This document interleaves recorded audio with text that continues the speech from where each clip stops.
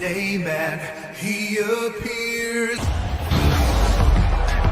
This is a friendship that'll never ever end.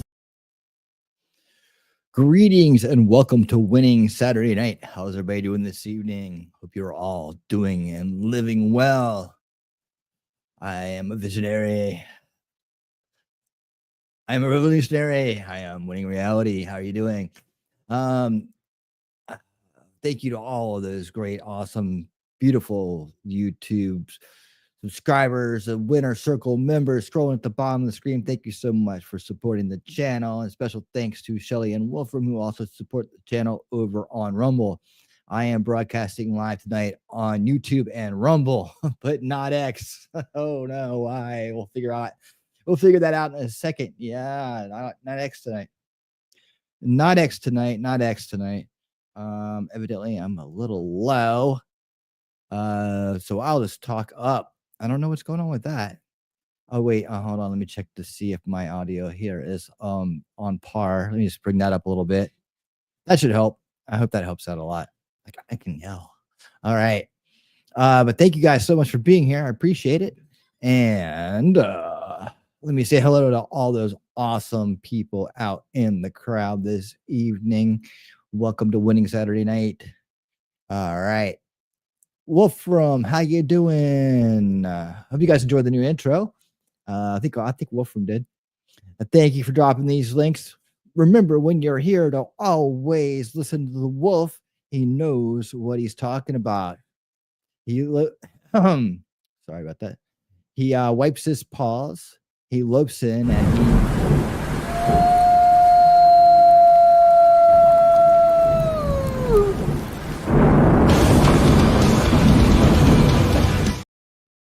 he howls, and the Alpha Mod is here. Welcome to the show. Heidi, how you doing? We're saying hello to Wolfram. There she is. There's T-Rex. Well, at least they made money last night. The real loser, though, Netflix server engineers hope they fixed it before Christmas Day NFL. Yeah, who is playing on Christmas Day? I hope it's not my team. Well, I don't know. I could be fine with that, too. The real David Adams, how's it going? Good to see you over there on Rumble, guys. Say hello to David Adams over there on Rumble. Happy that you're here, David. We'll get some people over there. Say hello to you in a minute. I hope there's some people over there saying hi to you. We got a crowd over here on YouTube as well. And I'll give you my thoughts on the fight here in a second. Let me finish saying hello to everybody. There's Shelly talking trash and truth, handing out the big hugs and making everybody feel right at home. Scott, how you doing? Hot vet, how you doing, Scott? Good to see you. Good to see you guys. Good to see each and every one of you. Woo! There we go. Shelly's the hostess with the mostest. Bellator, how's it going? Good to see you. Welcome to the show. Hope you're doing well up there, wherever you're at, whatever you're doing. All right, the thumbs up are rolling. Jacob Castro over there on Rumble saying hello, jumping in. How's it going, Jacob Castro? Good to see you. So happy that each and every one of you are here on this beautiful Saturday night. And we're going to have some fun this evening. We got the good news of the week. We got cool things. We got funny videos. We're going to have a blast. Indeed we are. Just Dawn, how you doing? Whoa, there you go. Hey, y'all, I have to live for a bit while I make dinner, but it's going to be delicious. I had chili and cheese dogs and fries tonight. That's what was my dinner. Hope you guys all had a beautiful dinner. whatever it was. If you want to tell me about your dinner, please just go ahead and throw it in the chat. We'll talk about dinner. I'll talk about the fight last night and all of the aftermath of that. Hey, Memento Mori, how you doing? Kansas City versus the Steelers and the Ravens versus the Texans. Okay, well, we'll see. Yeah, Netflix was the big loser last night in terms of their ability to keep their servers running. I don't know why they thought it wouldn't be a good idea to fortify those servers and run a test, a stress test on them before they decided to put on a huge, big name event like they did last night. But what was it? There's a lot of talk. You know, it wasn't a good fight. I have to admit, it wasn't a good fight. It was good to see Mike Tyson again, but it wasn't good to see him like that. I like to remember Mike Tyson the way he was. And so I'm glad that we had the pre-show, the kickoff show. I'm glad that we watched some of his old fights and just reminisced about the greatness of his heyday. Yeah, it was a major bummer, David. I believe, yeah, I'm with you on that. Yeah, well, I would appreciate you being here, David. Absolutely. For that. And yeah, it was an event. So I'm glad we did it together. I didn't like the way I'm happy to call that Tyson's last fight. I don't want to see him step in the ring again. I really don't. As much as I enjoy him, maybe he can make appearances in movies or do something. I don't know. Just maybe he can, I don't know, be a manager in WWE. I have no idea. But just let's go ahead and hang them gloves up. He should have left the gloves in the middle of the ring last night. I think we're good. We're good with that. He did put out a post today. Was I don't know where he was. I guess X maybe or something. And he did say that he felt like it was a win because he actually could get into the ring one more time. He said nice things about Jake Paul, which I want to see Jake Paul face a real fighter, like a real boxer, like a top 10 contender, and see what happens to him then. I think then the truth will come out. But it seemed like it was deliberately less aggressive than it should have been for a fight like that. Like, I was looking at the training afterwards. I was talking about with Shelly, and I was like, I was definitely bummed. But I was, you see the training videos, you're anticipating a great fight, and then he gets in there and there's just nothing going on. He said in his X post that he 6 months ago had to have blood transfusions and almost died, and like it was a miracle that he was even back in the ring, and to have his children be able to see him in there, all of his children be able to see him there one more time. I think he was nervous and a little fearful. I don't like to see Mike like that. That's not how I remember him. That's not the Mike Tyson that was Kid Dynamite, that was undisputed heavyweight champion of the world and struck fear into everyone's heart he faced.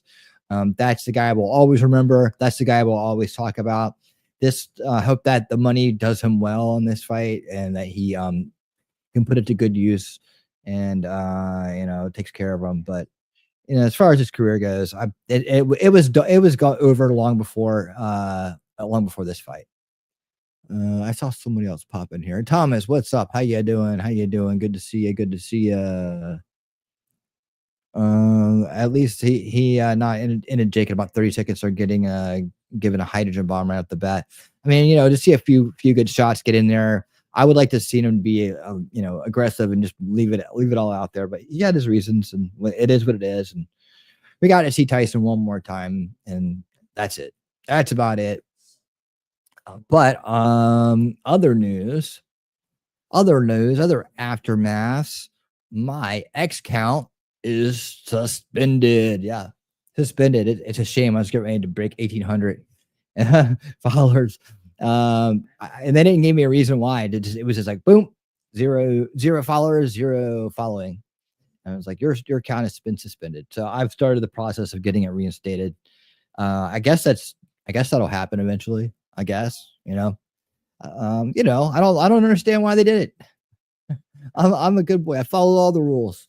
I follow all these rules. But honestly, I got no indication of why. So I'm guessing it was because of that fight. But it is what it is. They could have just taken it down. I mean, could have been taking it down. His life is completely different now. Nowhere close to fighting the fighting animal he was before. Plus, he's almost the age of retirement too. Yeah. I mean, it's just that I think the training videos got a lot of people excited, right? And there's a lot of hype out there for it. And what are you gonna do? What are you gonna do? It's just the way it is. I don't know what else I could say about it other than it was good to see him, and I wish him the best. And I'll always remember him for the greatness of his heyday. Snafu, what's up, man? How you doing? Good to see you. Welcome to the show. Thanks for being here. We got the good news of the week coming up here in just a short minute. But I just want to make sure I say hello to everybody. Tell them about all the things that are going on. Fight aftermath. I would say Jake should come out and say he feels he was not fighting the person who was not afraid to hurt someone in the foot. To slap issue was more like horsing around in the locker room. Yeah, yeah, yeah. I don't know. There was something going on there that he probably would probably never know about as far as the why he seemed tired and he seemed I don't know if it was just like, the leading up to it or something, but he seemed subdued and tired. Tonight's stream is sponsored by C4 Performance Energy Drink, popsicle cherry flavor, at least for now. I like C4 energy drinks. Have no sugar, no colorings or dyes or anything, no matter what flavor they are.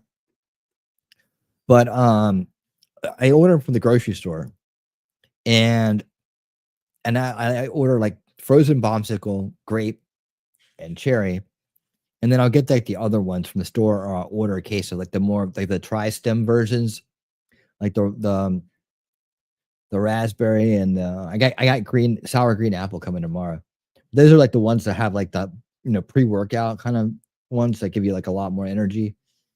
Um, and these other ones I drink are just kind of like drinks, kind of like cup of coffee or whatever, but energy drinks. And but man, when I order them from the grocery store, if they want, you can get the option that if one is out, get these as a backup, right?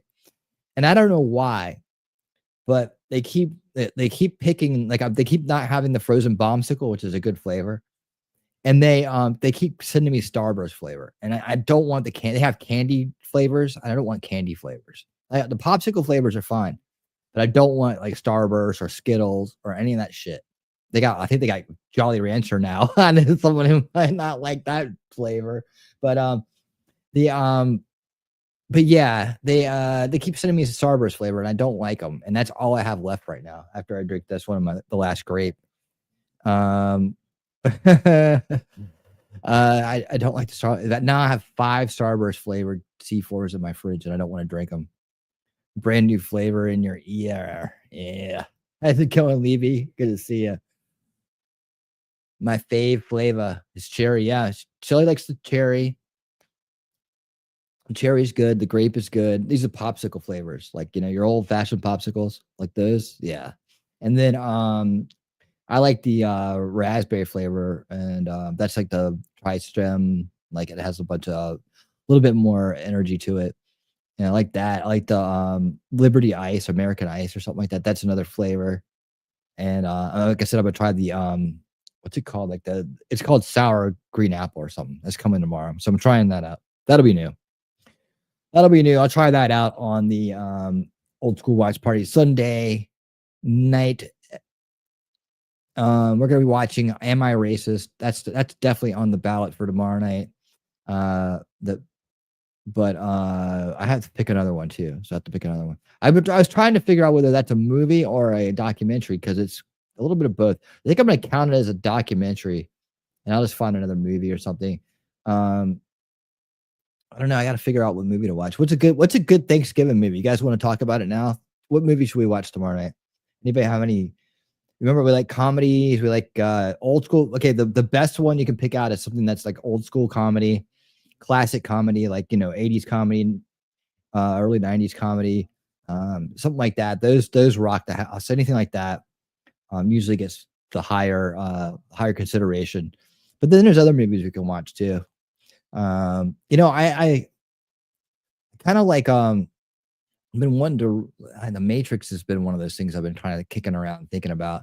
The cool thing about the Matrix is that it really kind of talks about what I talk about on the channel is from in terms of like mind control and veils of perception. Because if you think about it in the Matrix one, well, if you look at how that's set up, right? You got the people that are in the matrix, right? They're locked in. You got the people that are outside the matrix, but they can still see into the matrix, right? That's kind of like us. But then you have Zion, right? Which is, they think they're outside of the matrix, but it's another system of control. So it's kind of like the second veil, right? You have to keep going further and further out to find the truth of the matter.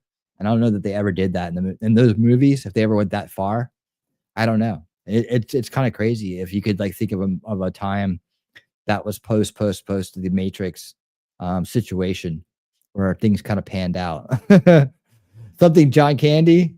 Yeah, we've watched a few. We watched a few.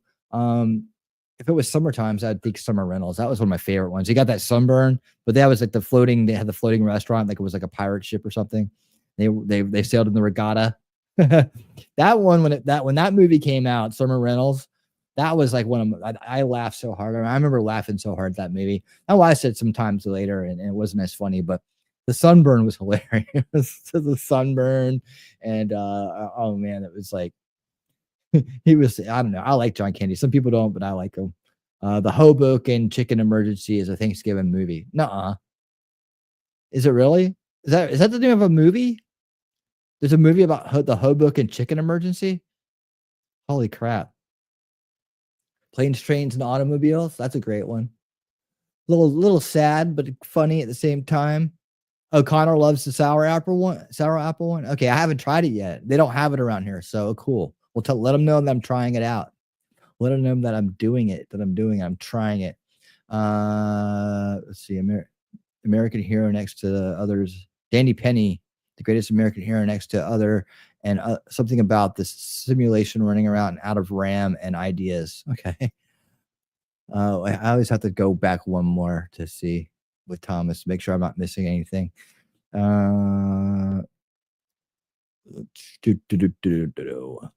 Hoboken Chicken movie. All right. Is that the one where the chickens go nuts and attack everyone? It must be. Dumb. Dumb as fuck. It's on Amazon. The Hoboken Chicken Emergency. Did you know anybody in that?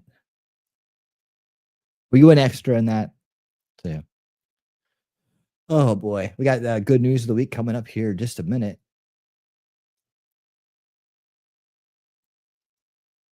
Make sure I got that clear, like that queued up right. All right. We always start off with the most important news and good news of the week. The most important news always goes first. Let's see. Scott says the neighbor lady with the new breast enlargements. Oh yeah, and she's showing her breast to everyone, asking them like her boobs. Yeah, that was awesome. What do you think of these? They're similar. That's great. I think that's the movie that was from, right? Oh, so yeah, those are great. Yeah. That's our. You put those away. Damn it, she's got new knockers. She's got to show them to everybody. It's a Ralphie for. It's got Ralphie from the Christmas Story. Wow, that makes sense. That is the best news. Don't pull up and watch Poltergeist. It's a trauma film from Lloyd Kaufman that is one of my exes worked on. Poltergeist. I remember that from way back when. I don't know why, but I've liked watching National Lampoon's Vacation around Thanksgiving. Why did they ever do a Thanksgiving vacation? Summer Rentals. That was it. Why didn't they ever do a Thanksgiving vacation? That's what I want to know. They did Christmas. Is there such thing as a Thanksgiving movie that isn't corny as hell?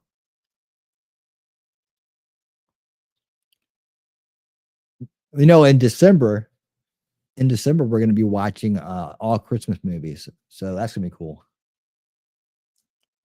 That's gonna be way cool. I got a good list together for Christmas movies. I have to find. Man, I got so many notepad tabs open on my Notepad plus. I have to go way back to find it because I do everything on those notepads. Links to this, links to that, and I never save them, so it's just like new tab. I literally I'm up to 112 or something like that on here. New tab 112, new 111. Let's see is this one it? Nope. Yes, and it's funny. I've been doing this same habit forever, and then eventually I'll just like save them all and put them away. And I can go back like decades and find notepads with notes on them from stuff. Amazing stuff. Like I'm gonna say, okay, I just throw it there. All right, good. There it goes. Off into the hard drive wasteland. Okay, here we go. I found it. I actually did label this one movies to stream. All right. Sometimes I do it. Sometimes I do it right. Like I said, eventually I'll go back and I'll name them all. But I just like at the time I'm like, okay, next. All right, hold on. I need a notepad to throw down some links at. Oh my God. spamming his chat there. Scrooged, yeah, that's down. Okay, so Christmas movies. We got Gremlins. Okay, this is just we're going to do the voting, right? We're going to do the voting on which ones. We're going to do it just like we did it for Halloween. That worked out really good. So I got on the list right now, and if you guys want to throw some suggestions out for Christmas movies, holiday movies, go for it right now. But let me tell you what I have. I have Gremlins. That's actually technically a Christmas movie. Trading Places. Yep. Die Hard. Everybody knows about that one. Scrooged, which I didn't play last year because I did a parody of it. The Santa Claus. That's a little bit more, I guess, I don't know, kid movie kind of. Bad Santa with Billy Bob. That's a little bit more salty. Yep, I got Scrooged on there. Scott and Thomas. Yeah, I got those. Get that one down. So if you guys can think of any other ones that we didn't play last year. Now, last year we did Christmas Story and Another Christmas Story. We did those back to back, I believe. And I can't remember which other ones we did. Something. I think I might have caught on to doing Christmas. Oh, Christmas Vacation, of course. We did that. Christmas Vacation. So yeah, anything else you guys can think of? You want to add this list? We have we got several weeks to build this list up, and November 30th. We'll decide on November 30th. We'll do it on this show. I guess we can do it on this show, or we can do it on the pre-show. I gotta have something ready for the first though, because December 1st is the very next day. Tomorrow night we can talk more about this. So if you're going to come to the show tomorrow night for Old School Watch Party Sundays, and watch Am I Racist and another documentary of some sort. It's so hard to pick between whether that's a documentary and a movie. I'm guessing I'm going to say it's a documentary, so I'll have a movie. And we can go over our Christmas movie selections and make decisions about that. And I feel so bad because Lost Boys got taken down on Rumble on Rumble for some reason. I think it's because I streamed it off of Amazon.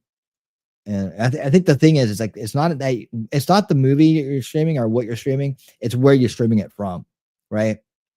So I learn as I go. And I guess I've streamed Netflix across X before, but it was a live event.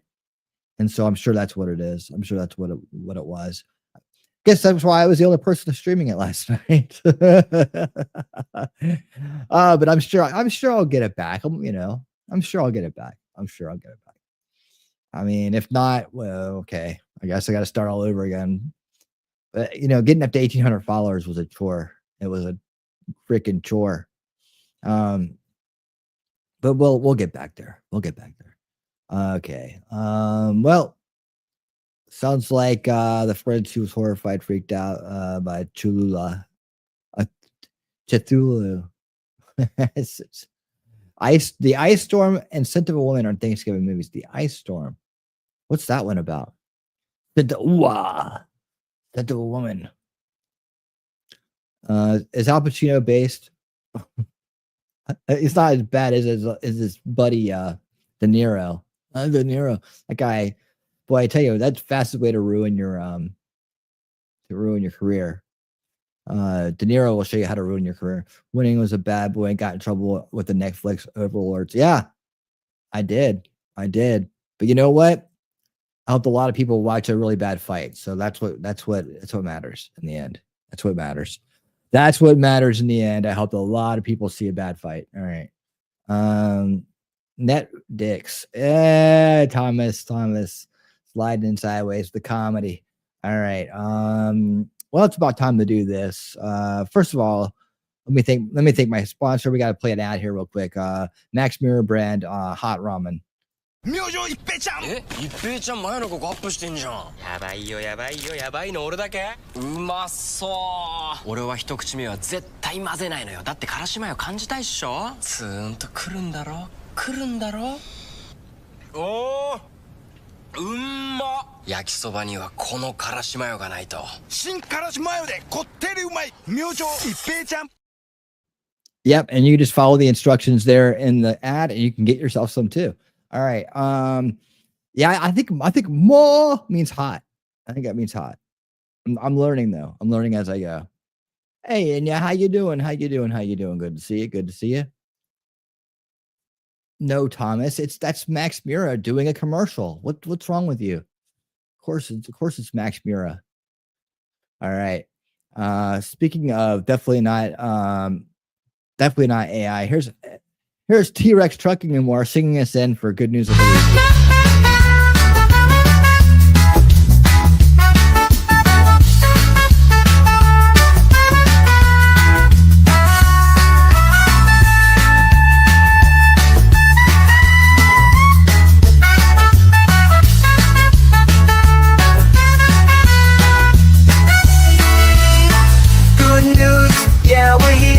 Spread the word, bringing joy and love to each and every nerve.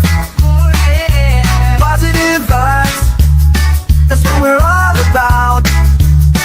Gonna lift you up when you're feeling down. Every day we're gonna make it bright. Good news coming your way. You're gonna smile no matter the day. Good news, turning it around in this crazy world. It's the good news of the week. Oh. There's a sea lion that keeps taking over a hotel pool and stealing people's lounge chairs. But instead of being kicked off the property, she's treated like the hotel's most important guest at all times. Wendy the sea lion knows how to relax, and she has great taste. So after she spends her mornings swimming in the ocean around Santa Cruz Island, she prefers to wind down poolside. Because the pool at the Hotel Sol Imar is situated right by the edge of the ocean, she's decided that this is her ideal personal retreat. She'll usually take a quick dip in the pool and swim a few laps, and maybe float on her back for a bit while enjoying the sun. Then when she's done swimming for the day, she'll pick the lounge chair that looks the nicest and then spend the rest of the day napping. She's not shy about stealing an occupied lounge chair if it happens to be the one that she really wants. Wendy is highly respected at the hotel, and because she's around so often, guests are told about her as soon as they check in. But most of them already know that she's around because she's frequently featured on their website and social media. Of course, as playful and curious as she is, Wendy is still a wild animal, and employees monitor the pool area around the clock to make sure that she's always given at least 6 feet of space and isn't fed any human food. Wendy is so happy with the accommodations that she sometimes brings a friend to enjoy the amenities too.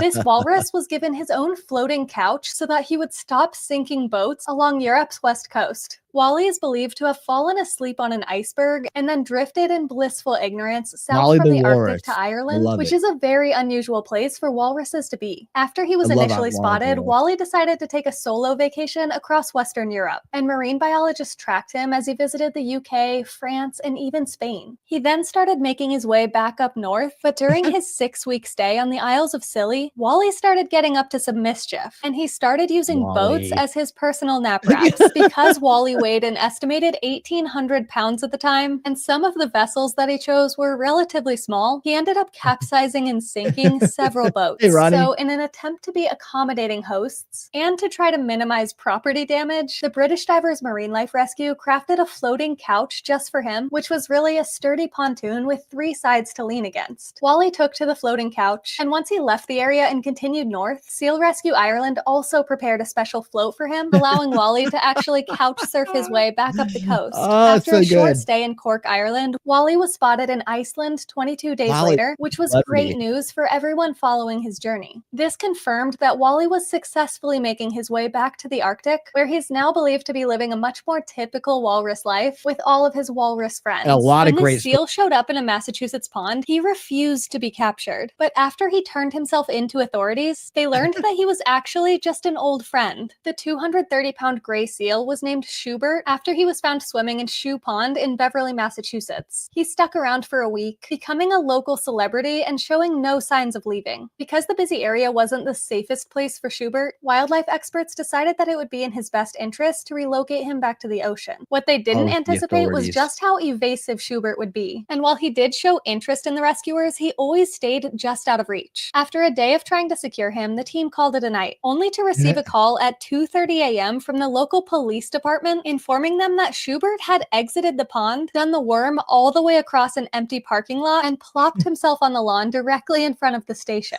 On land, it was easier to coax Schubert into a kennel and transport him to Mystic Aquarium for a health checkup. There, they were actually able to match his spots and his scars to a seal that they rescued from Cape Cod in 2018. As it turns out, Schubert had previously checked in under the name Jekyll, and he'd found a roundabout way to come back and say thank you. He was given a clean bill of health and returned to the ocean, and the city put up a seal crossing sign to commemorate his journey from the pond to the station. Oh, that's awesome. That is awesome, guys. That is awesome. So yeah, that is the top story, the top good news story of the week right there. I hope you enjoyed that. But I also have some other good news. It seems like in Michigan, we did the UFO story this week. We watched the UFO, the UAP. Remember they reframed it. We got a new archetype. It's called UAP. We did the congressional hearing, and it was really, like I said in the title, unbelievable, as in not believable at all. But we did a nice little analysis of that that meeting there. That's out there if you want to watch it. That was a good stream. However, maybe we were wrong. Western Michigan, seems like hundreds of people saw a mysterious dark floating object just hovering around. A mysterious dark object floating almost motionless above the ground. Usually it's stuff out of sci-fi, right? But late last week, several hundred people saw something in the air they couldn't identify, digging What is it, guys? What is it? to social media to figure it out. It's definitely a drone of some kind. A glitch in the matrix? Social Anybody think it's a glitch in the matrix? media wasn't sure. It was weird. The size of it was big. The fact that it was just kind of hanging out there. It'd be just on our luck that aliens invade on the cusp of a Lions Super Bowl, someone posts. I looked over and I was like, it seemed like a big black floating. It didn't seem to be moving. Dozens of the 240 plus commenters on one Facebook post said they saw it. It's not. I mean, it's undeniable. If I just cropped that video and made that out, I'd probably get like 1 million views, right? Shaped like anything, like a drone or like a normal kite. Melissa Belinsky, her 5-year-old son, and her husband saw it on the way to basketball. I mean, look at that. It's definitely an alien, right? Or it's a UAP. Maybe, do you think it was like a rectangle shaped a little bit? Most of the sightings along Gazan Parkway in the Byron Center, Wyoming area. We sat there and watched it for like 15 minutes. We couldn't figure out, like, I zoomed way in on it. Aaron Adamczyk was at the Pines Golf Course in Wyoming. Where's Joe Rogan? Where's Joe Rogan at? That's the first thing you think when you see a UFO in the air is where's Joe Rogan? He got a look at it. Oh my goodness, guys.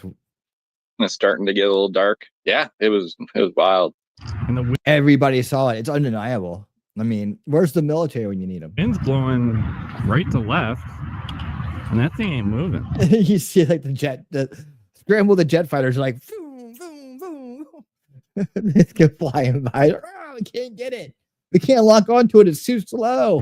Belinsky is pretty sure she's got it figured out. It got closer. I looked into a field and I'm 99% sure that I saw a guy with like kite strings and he was like slowly walking. Just a big kite. Maybe it was a kite, but it was, who makes a giant weird looking kite like that? Yeah, I mean, that's enough to change my mind. I think they're trying to play pranks to get. No, people don't ever joke around about this. This is a serious topic. No one ever lies about it. It's serious stuff. On the news or something. I don't know. With so many people talking about the sightings online, I did reach out to the Kent County Sheriff's Office. They tell me they don't know what it is because nobody called it in as suspicious. So was it a kite? Nobody thinks it's suspicious anymore. They're like, oh yeah, it's troll culture. Troll culture is what it is. So yeah, nobody's like, I'm not gonna be the one to get trolled, not me. And to our web article to see those photos again. For now, in the studio, Michael Martin, Fox 17 News. There you have it. That's right. It's out. We're not alone. We're not alone. We are not alone. You see the people in Michigan, they're like, oh, whatever. Snarkasm. Oh man. Let me see here. Okay, so on to some other good news this week. Yep, here we go. So I had to wait around for this one to come around to actually get the story right, but it seems like shenanigans backfired. Shenanigans backfired. So I got to post this important weekend update. Infowars.com is back online and back in the hands of the one and only Alex Jones. How long remains to be seen. You may have seen the earlier report. You might have heard the news. Sadly, on Thursday, the website was shut down. The studio was seized after a very shady supposed auction that sold the assets because of the bankruptcy proceeding, because of the lawfare that they've been waging against him for years.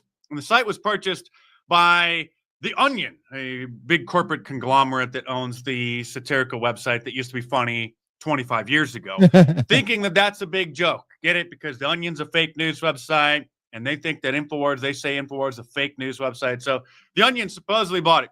So they were celebrating. They were having their laughs on Thursday.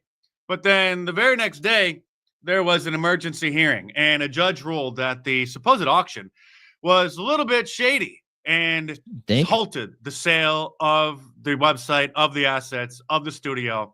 And it is now back, at least temporarily, in the hands of Alex Jones. Well, here we are back at the InfoWars studios. I thought it was bought by The Onion. I heard they bought it. He has a sink because that's what Elon Musk brought in when he bought Twitter. He said, let that sink in, kind of a interesting joke, making it into a meme. So here's Alex. Let that sink in. He's back. Or they got it in an auction. Turned out it was a rigged auction. Turned out the judge didn't authorize that auction. Turns out they colluded on the bids beforehand and not told the real people that came to bid. Oh, yes. There's plenty more to get into, but real quick, subscribe to my channel for new here and check back on a regular winning basis. speed, man. You're not going to Winning find speed. independent analysis and content like this anywhere else. Newsweek magazine, Infowars sale to The Onion to be reviewed by Judge. News Nation, the sort of wannabe centrist cable channel where, unfortunately, Fredo works. Alex Jones Infowars, not yet sold amid auction concerns. The Onion looked to have purchased Infowars on Thursday. The Texas judge has paused the sale due to legitimacy concerns. And even Elon Musk is involved. Thankfully, he restored Alex Jones' account last year, as you probably saw. And this from NBC News. Elon Musk's X-Corp files notice in Alex Jones' Infowars bankruptcy case. Now, I don't know exactly what this is about, but I'm just assuming that it means that they don't believe that whoever is trying to take claim over the Infowars Twitter account actually has the authorization for Twitter, for X, to turn over those accounts to someone else. There's Hashtag free winning. Still Alex's accounts. This was some of the liberal media celebrating the news on Thursday. No joke, the Onion parody website buys Alex Jones Infowars out of bankruptcy. Here are a few of the clowns trying to wrestle the studio and the website and the domain name out of Alex's hands. Overnight, the judge in charge of this put a hold on your purchase, raising questions about the process, raising questions about transparency in the bidding process. What do you make of that? Are you confident this is still going to go through? Yeah, look, we won the bid. We own Infowars, and we are very excited about that. But is it true that you didn't have the highest bid? Yes, because that's what Alex Jones has been saying. We did have the highest bid when you take into account the family's concessions here. They made a concerted effort to make this the best and highest bid for everybody involved. Excuse me, sir, did you actually have the highest bid, or was there some shady business going on here? Well, so what's happening here is that a patriotic group placed a higher bid than the Onion in order to then operate the Infowars website studio as it is, and then just keep Alex Jones and his staff on. So Alex would just be the host of a company that he was working for instead of a company that he had previously owned. But the people overlooking the supposed auction decided to claim that the winner of the auction was somebody who placed a lower bid, but then they promised to allegedly provide more money later, but that's not how it was supposed to work because this was a cash auction, a cash bid. So them promising proceeds to the plaintiffs of future earnings from the website once they own it shouldn't have been allowed to be factored in. That's not how auctions work. You make a cash offer, a cash bid, and then the highest bidder wins. Cool game. It's all done in secret. Even if the courts rule that the Onion is the next rightful owner of the website. And by the way, they're actually planning on using it as a satirical website. That's how stupid they are. That would be like trying to rebrand Kleenex into a brand of furniture. Like, just not going to work. Kleenex InfoWars furniture. will always be Alex Jones. And he already set up another studio and another company, the Alex Jones Network, at alexjones.network. It also has their own Twitter account where they were broadcasting from on Thursday with over 1 million viewers. And hear this from The Atlantic. Alex Jones just went somewhere else. The InfoWars founder is already broadcasting his conspiracy theories on a new site. Well, what do you think he was going to do? Just go away and shut up? This from NBC News. Alex Jones lost InfoWars. Well, we'll see about that. But succeeded in ushering in a new era of right-wing media. Yes, that's right. Total victory. This is the new Twitter account, by the way, AJN Live, Alex Jones Network. I have personally had Infowars.com bookmarked in my browser and been a regular listener since at least 2005.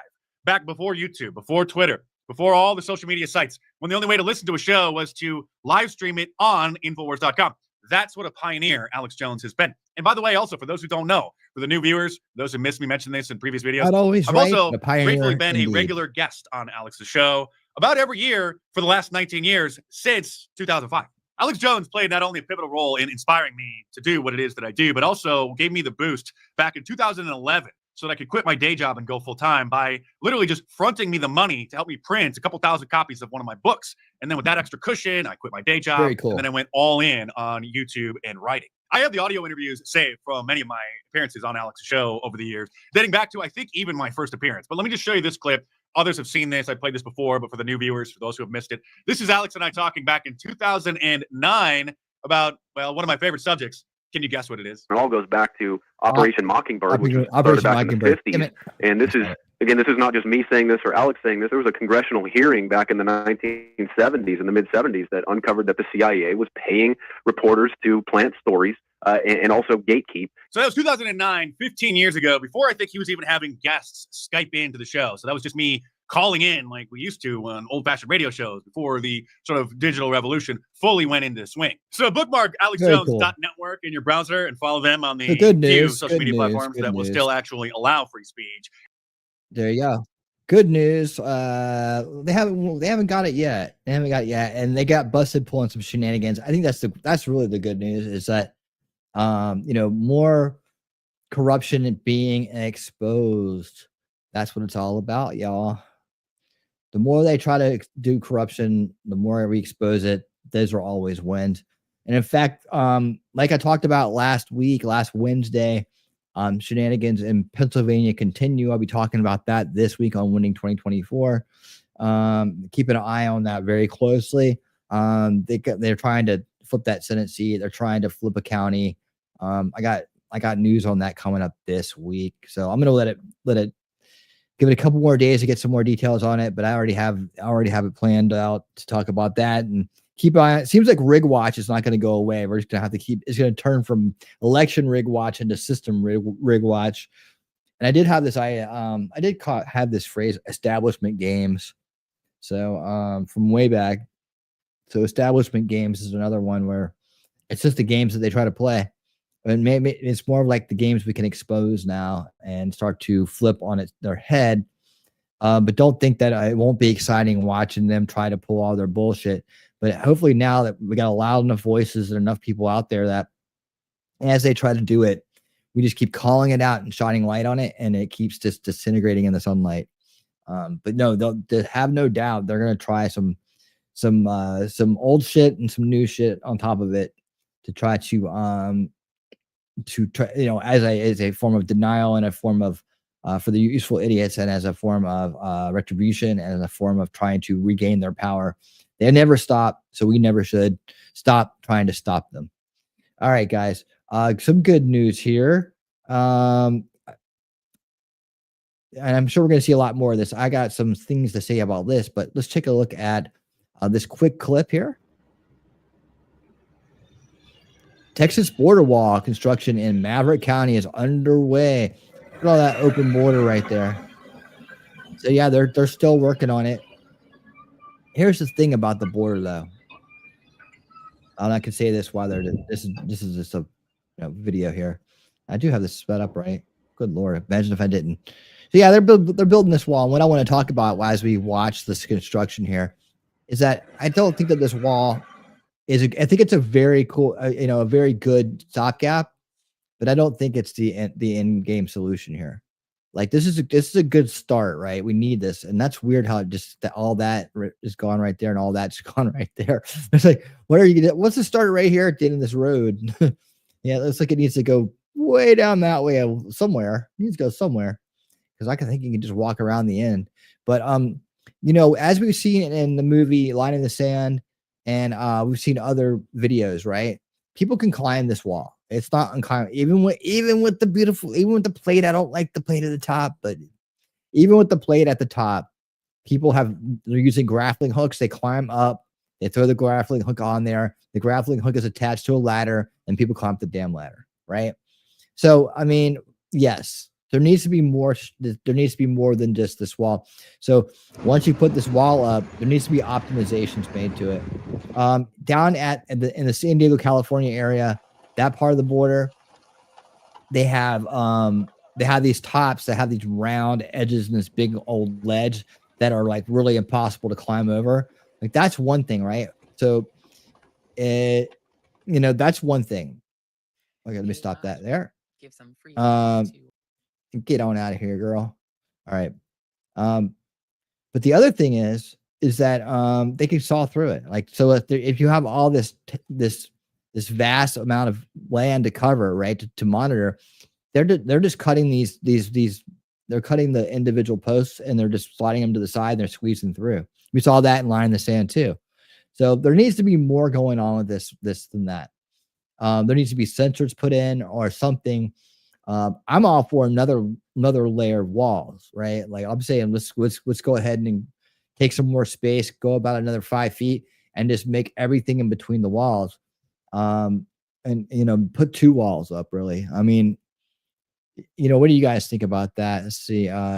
It by itself is not the end all be all. We still need ICE border agents and electronic surveillance. Yeah, we need something. I mean, I guess we're gonna do drones and robots. That's cool, but the wall itself is climbable, and people can saw through it. They can grind right through it. People are doing it right now as we speak. So it's not good like it is. It's a good stopgap. It slows things down, right? It slows things down a lot, and that's fine. But you can't have people cutting the wall and climbing over it at night, and border patrol agents doing nothing, right? Like we saw some of that in Line in the Sand. And by the way, that documentary is obviously not on X anymore, but it's still up on BitChute, and the link is still in the description below. For anybody who hasn't seen it, you can go grab that link right now and go watch that documentary for free. Broke that paywall too, because it shouldn't be paywall. That's a personal thing. I mean, the documentary is too powerful to be siloed and behind a conservative paywall where only people that already are aware of the problem to a degree and behind the solution can see it. It's really dumb to hide a movie like that just because you want $6 a month from somebody who doesn't really want to subscribe to your network. So I don't know. I'll do the right thing for him. There it is right there. There it is. Yep. You can do it. It's in the description. Enjoy the show. You'll enjoy it. You'll learn a lot from that. It's far beyond what you think it is. If you're watching this on the rewatch or somewhere else, or it's your first time and you haven't seen it, it's far beyond what you think it is. It goes into great detail about how much money is behind it, where it's coming from, and all the people that are, including Americans, including everyday Americans, that are involved in covering it up and enabling this crisis. And it is a crisis against humanity, and not just our country, but the humanity, the people themselves that are being used in this, the children that are being used. Ask my crowd, my regulars. I've gone on and on and on and on and on about this topic, and I'm very passionate about that. 2 things you can get me riled up about is the border crisis and the food and water. So I'll go on all day long about that stuff. But anyways, check that documentary out. It's in the description, and enjoy. All right, next up on the good news docket here tonight, MSNBC ratings massively tank as audiences abandon liberal media after Trump victory. Here we go. Oh my God, that face. Okay, I just want to. Hold on, we got to turn you up, unfortunately.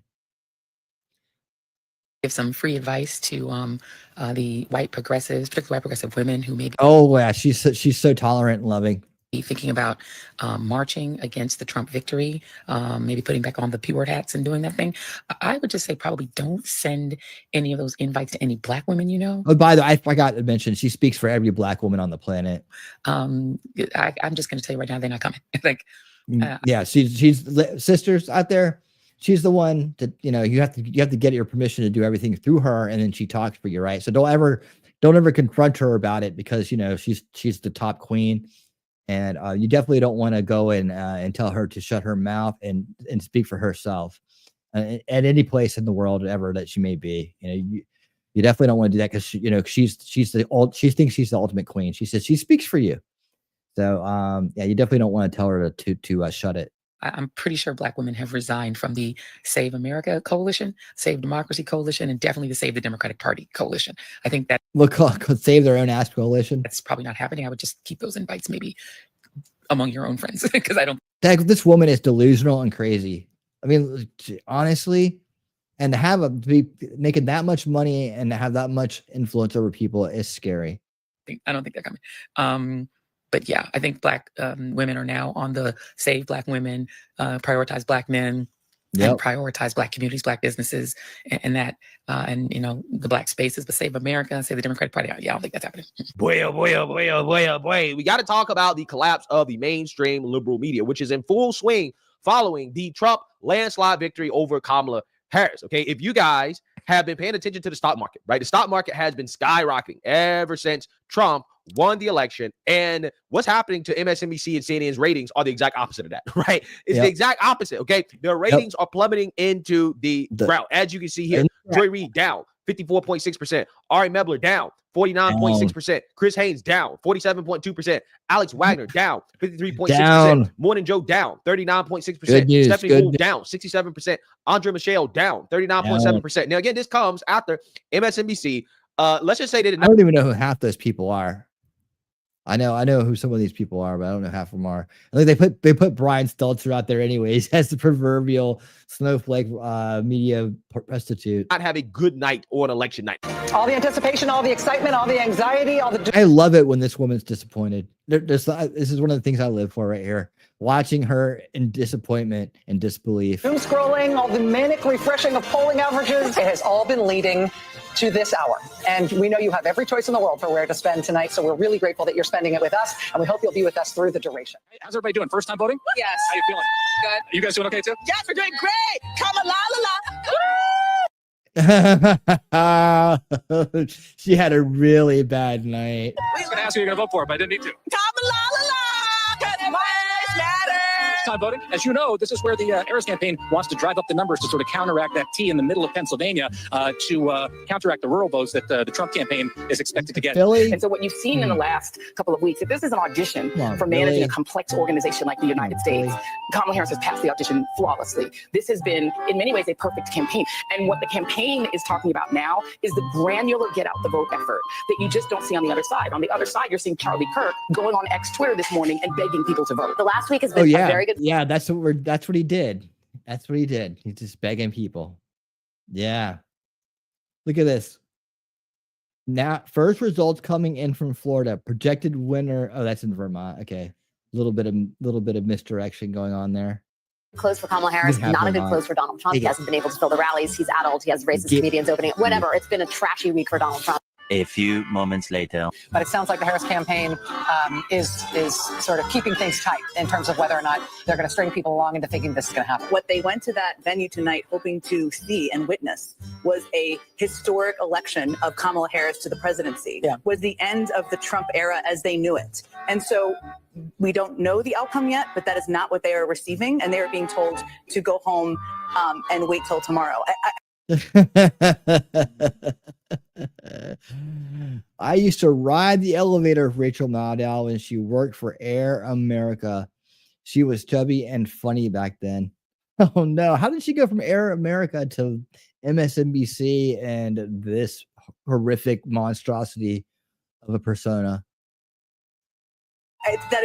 She said blonde hair, didn't she? That was true yesterday about Libby, didn't she have blonde hair originally? how flawlessly this campaign was run is not true now. I mean, this really was an historic, flawlessly run campaign. She had Queen Latifah never endorses anyone. She came out and endorsed them. You know, I mean, she had every prominent celebrity voice. She had the Swifties. She had the Beehive. Like, you could not have run a better campaign in Western Europe and in the UK and in the Middle East. People are waking up to this. Oh, and they are. I've gotten people from Western Europe who are extraordinarily alarmed and terrified. May I reiterate, there are 2 of the 7 swing states that have been called by NBC News right now, which is Georgia and North Carolina. None of the other 5 states have been called at this point.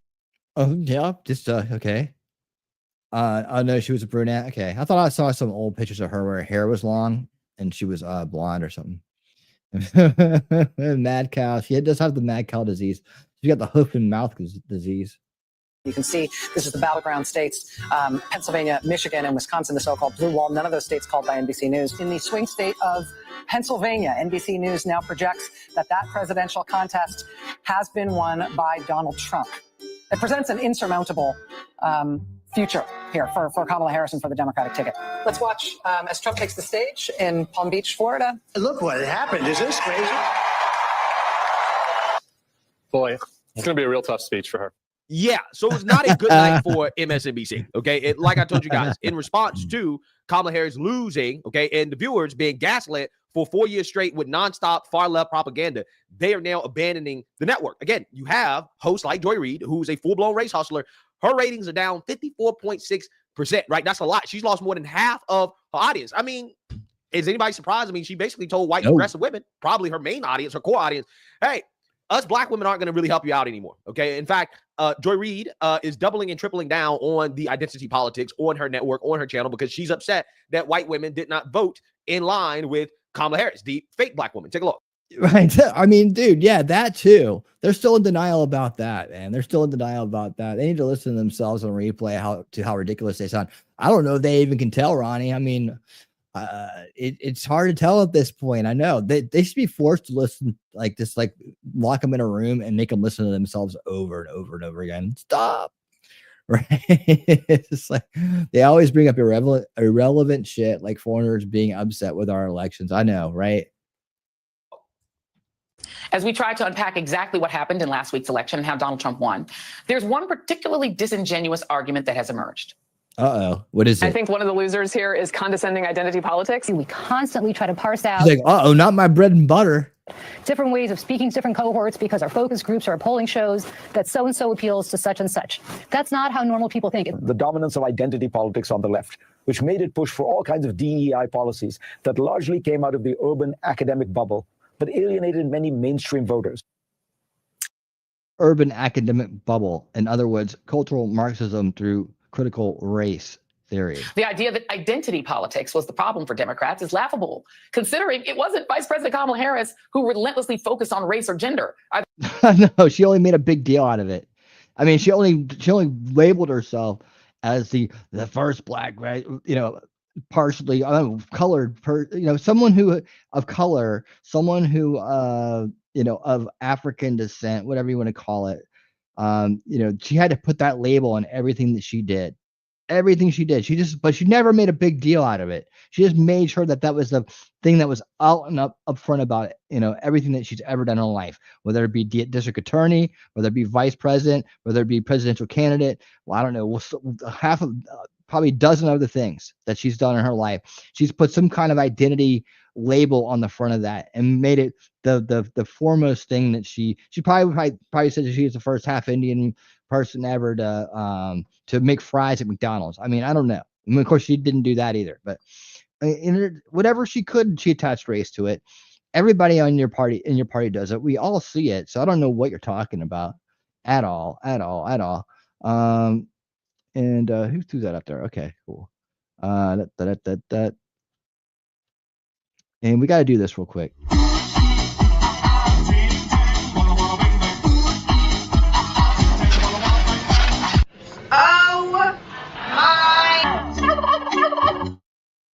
Wolfram, save the tatas. $5 super chat. Thank you, my friend. Thank you so much for that. I appreciate it. All right, let's get back to this this train wreck right here. See, Clockwork Orange style, watching clips of themselves. Yeah, exactly. Yeah, with the little those little things on their eyes so they can't shut their eyes. Yes, we're on the same page, Levy. Joy Reid can go get fired though. I hope she does. I mean, what's she gonna do? She'll just go silo herself somewhere in an echo chamber. That'd be fine. Did y'all see the left talking about setting up a shadow? Yeah. We'll talk about that next week on again another edition of Rig Watch. I mean, and that's not going anywhere. I thought we're gonna be able to put it to rest, but we're gonna give it a new. We're gonna evolve it. I'm not gonna say transform it. We're gonna evolve it into system rig watch. Watch how they try to rig the system. There's also sabotage watch. It's probably the same thing, right? They're all one thing. I don't even have an intro for that. It's how I name my folders. That's all it is. Yeah, I did see that. I mean, they're architecting it. They're theorizing it. Yeah, we should have someone that goes out there and talks about it, how bad they do it, and we can do it better.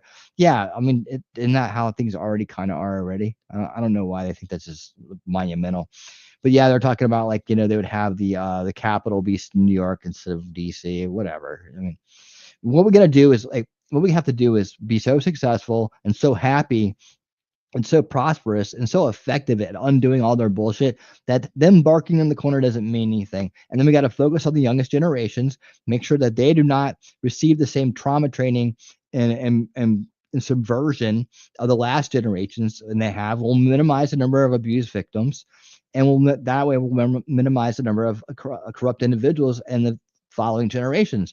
So we'll be enjoying seeing our grandchildren and their children and so on down the road enjoy the kind of world that we should have gotten, but we could at least, at the very least, fight the fight. We were born to fight to give it to them, right? And that will be our legacy. That will be our good work in this life, right? And we'll all be resting on our deathbeds, knowing that we won this battle and that we left a better world behind us, and we'll be the generation and the people that did that. And we'll remember each and every one of us here today and here along the way that we've met and that we fought beside and that we've and all the things that we went through together, and we'll talk about it and we'll pass those stories down. And that's what it's going to be about for us. I think that I see that that's the way it's going to go down.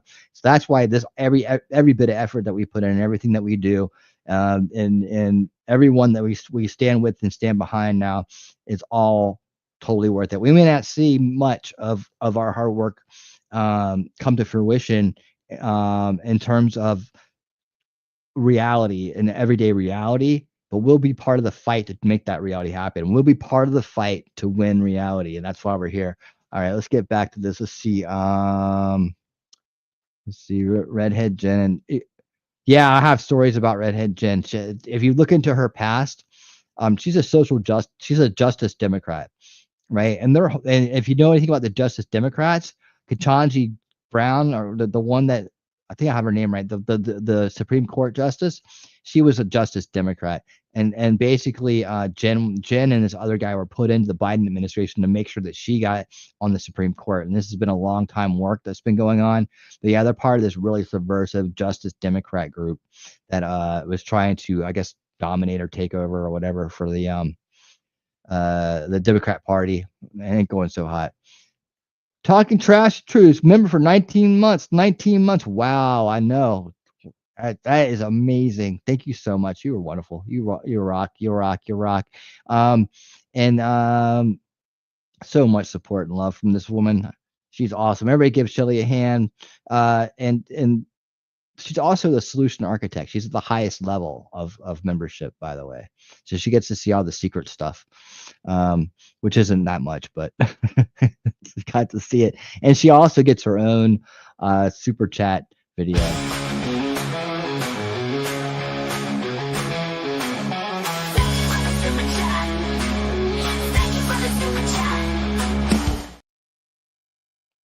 Did I time it right that time?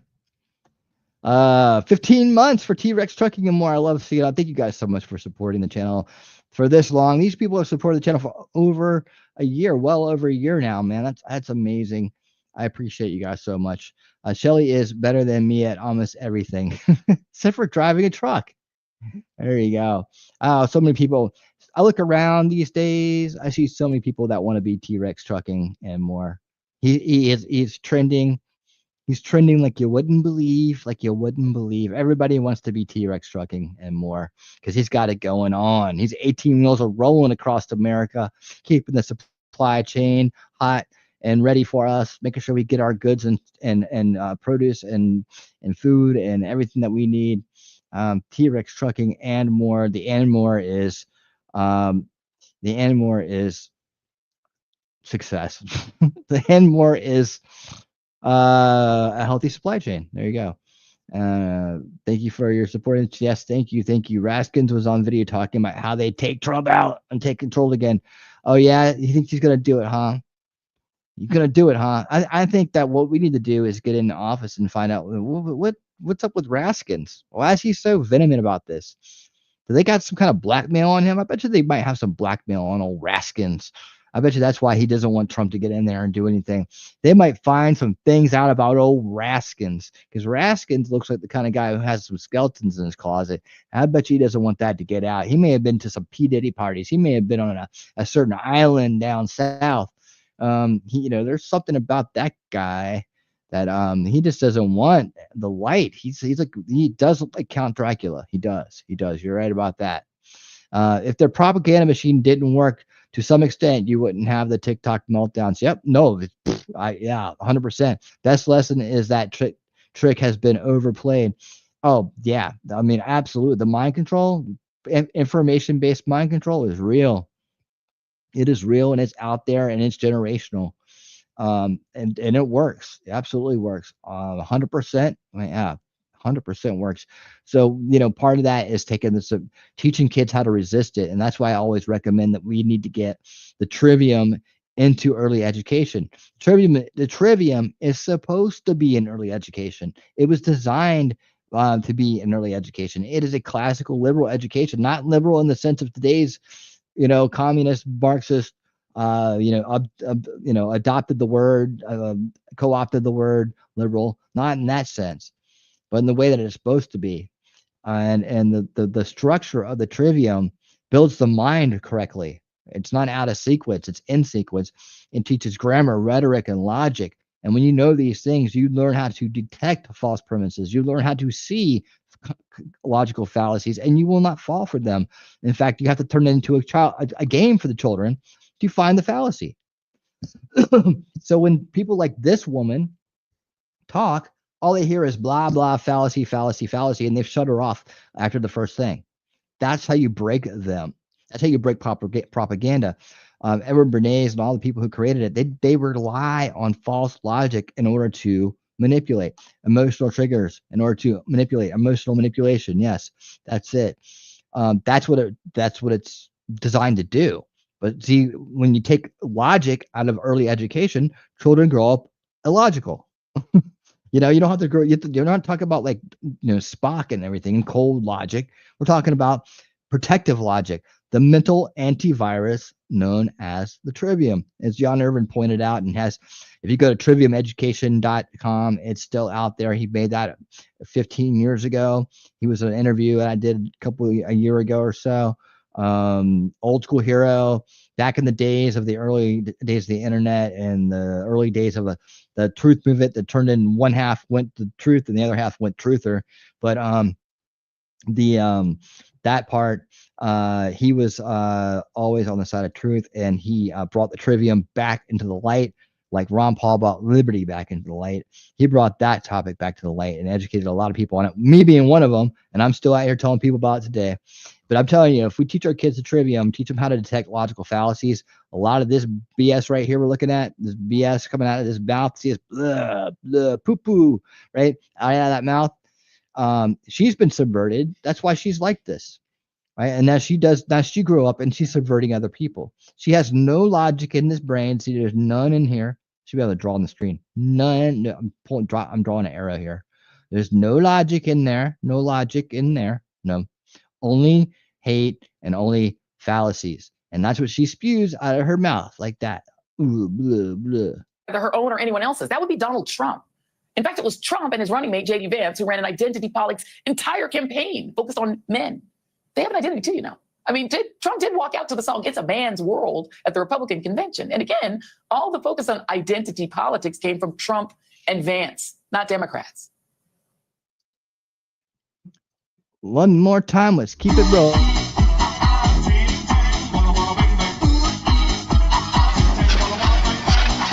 Oh my! Lucifer, I gotta time that better. Lucifer, how you doing, my friend? Lucifer the Doberman, $5 Canadian. How you doing? Just kicked out the family after a big dinner, and you are watching Joy Reid. LFG. Sending love from Vancouver Island. Thank you so much, my friend. So happy that you're here. Yeah, we're just making fun of her. We're making fun of her, watching her melt down and lie to another generation of people, calling it out. But yeah, we're talking about how they're, she's probably gonna be she's out of business. Who are they talking to? Who are they talking to these days? Except for the echo chamber. Did I miss anything out here? Yeah. Okay. No, I got that one. Okay, good. All right. Did that. I identify as Irish Catholic. I was also discriminated against. Yeah, me too. Whatever it is, I was discriminated against. We've all been discriminated against. We all should listen to T-Rex when he's talking about. And does Joy Reid know how many Irish Catholics died building New York City? I can see it. We've all been. She's discriminated against me. She always does. All right, cool. Let's hit this. I didn't know she was black until a number of years ago when She's not.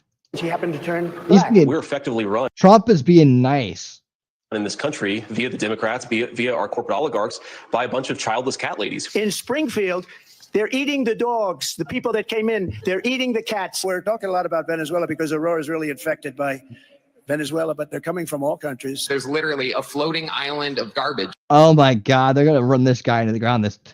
This dude. Oh man, they love the sound bites. In the middle of the ocean right now. Yeah. I think it's called Puerto Rico. We will get critical race theory and transgender insanity the hell out of our schools. Kamala is for they, them.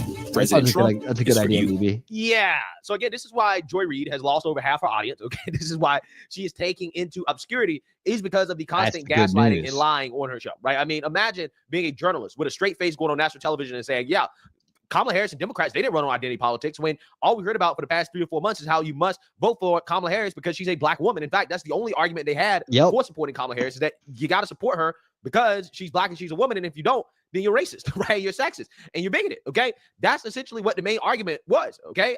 So I don't know, man.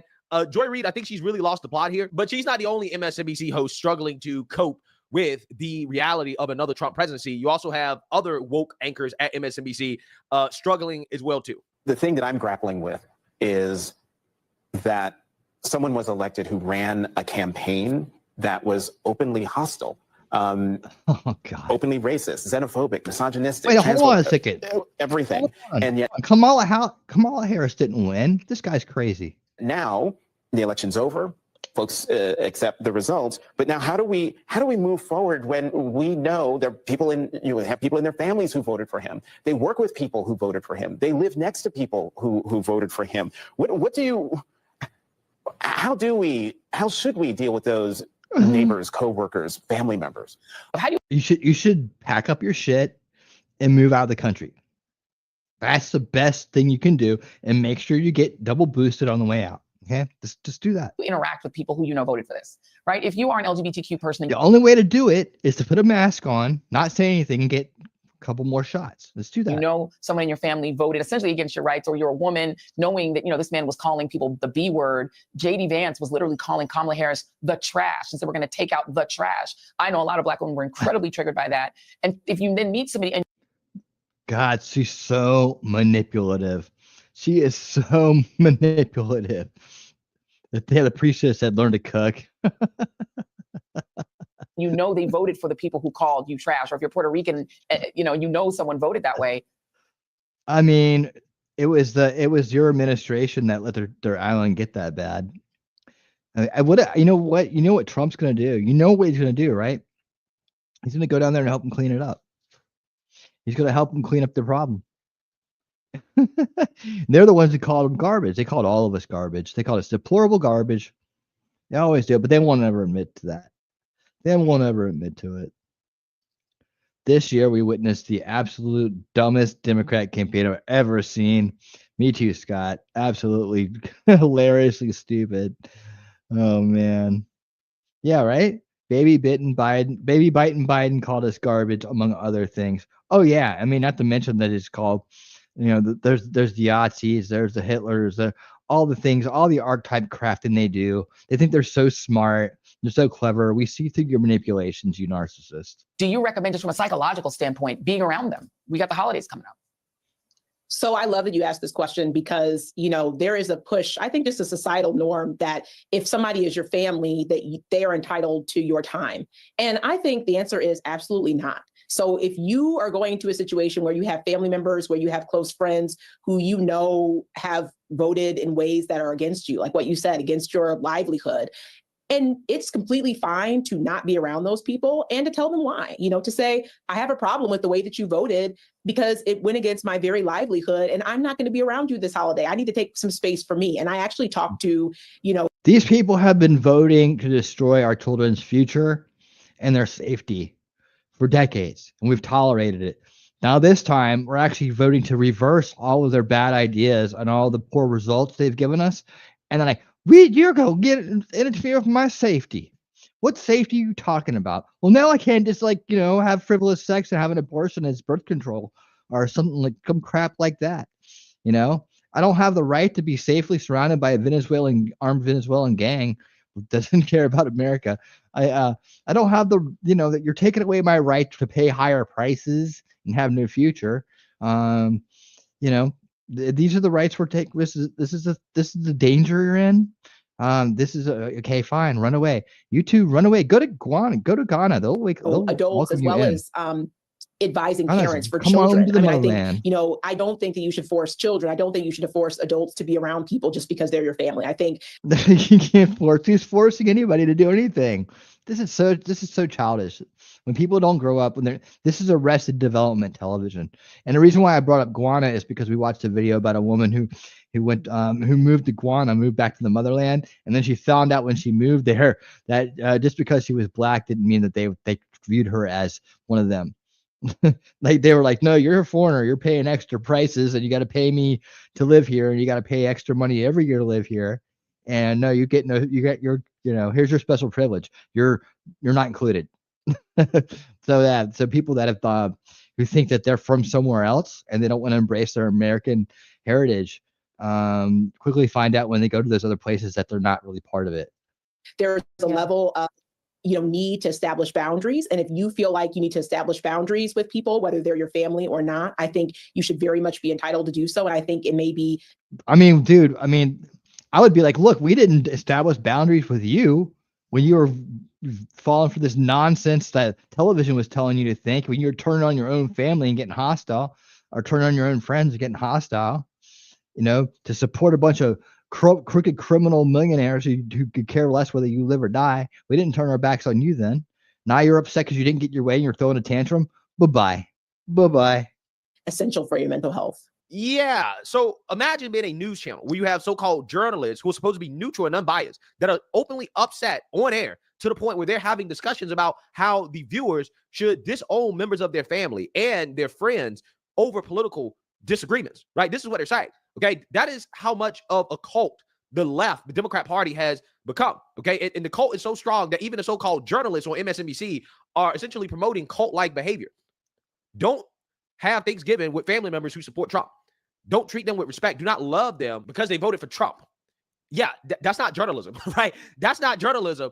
And again, I'm not sure how anybody can watch this channel and think that, hey, yeah, I'm getting straight news or that I'm getting unbiased, fact-based information. That's certainly not the case. And again, we're having a good time here. Why you see the good news a lot is of the these people are going in down. Media Just remember, this is good news of the as week. well as now the mainstream liberal we're having media, because a good a lot time of with people this felt stuff, aren't we? gaslit and misled by the coverage of the election by these individuals, right? These same individuals who. And Greg Foreman, man, I just want to say Greg Foreman is like one of my favorite YouTubers, and this guy did so much good work during the election, and has done so much good work over the years. He's awesome, dude. Who were saying that, hey, Kamala Harris ran a perfect campaign. She did nothing wrong. She only lost because of racism, okay? And then they turn around and they browbeat the same people who they needed to vote for Kamala Harris. They essentially shamed them for choosing not to vote for her, although Kamala Harris was a historically bad candidate, right? Kamala Harris could not define what was different about her than Joe Biden, okay? And so people decided, hey, you know what? I'm going to vote for what I know. I'm going to vote based off the economy. And these people are losing their minds over it. They're blaming you. You have a problem. You're the issue, right? You're the bad person. Not them, not the people who lied to you for the last 8 years straight about Trump. No, they're not the issue. Right. Not the people who are completely out of touch with the American people. No, they're not the issue. It's you, the normal people. You are the problem. So yeah, with that I mean, this is more brainwashing. It's just, I mean, it's just like post-traumatic brainwashing. Now, you could, as an adult, you should be able to not be forced to have to be around adults, other adults. Yeah, man, he's the best, dude. He's phenomenal. He's a phenomenal dude. You should not have to be. I mean, this is division. Again, we talk about cultural Marxism when we talk about, you know, what its objectives are, right? To divide people. Right. And this is pure division. They're sitting here like, oh, we're doing this for y'all. You know, you don't have to, but you peel it away, peel it back. What is it really? What are they really saying? They're just saying division, division, division, division, the divide, destroy the family, chaos, destabilization. Right. That's all they're saying. They're just dressing it up with a bunch of words like they're virtuous and they care. You know, oh, this is horrible. You know, and it's all based on fallacies. It's all based on lies. Is anybody surprised that the network's ratings are taking, right? Is anybody surprised by this? And that's the good news. That is the good news. Absolutely good news. Let's see. Chris Wallace leaving CNN. That's good news. Get him on out of here. Get him on out of here. Thank you so much, Greg. Thank you, man. I appreciate all the great work that Greg Foreman does at Black Conservative Perspective. You should check him out. Of course, you can always check him out here because he's one of my premiered featured creators, especially on Good News of the Week. He gets it in a lot, but he does great stuff. And I always give him a big old thumbs up. Thank you, sir. All right. I feel like the next it took them so long, didn't it? Democrats is a little bit more of this, but I feel like we did such a good job on that segment. I might not need to play this next one. This one kind of okay. There's a little bit of a difference in this one, and I do want to cover this just because there's some AOC in here. She's always fun to laugh at when she's freaking out. But I think let's see.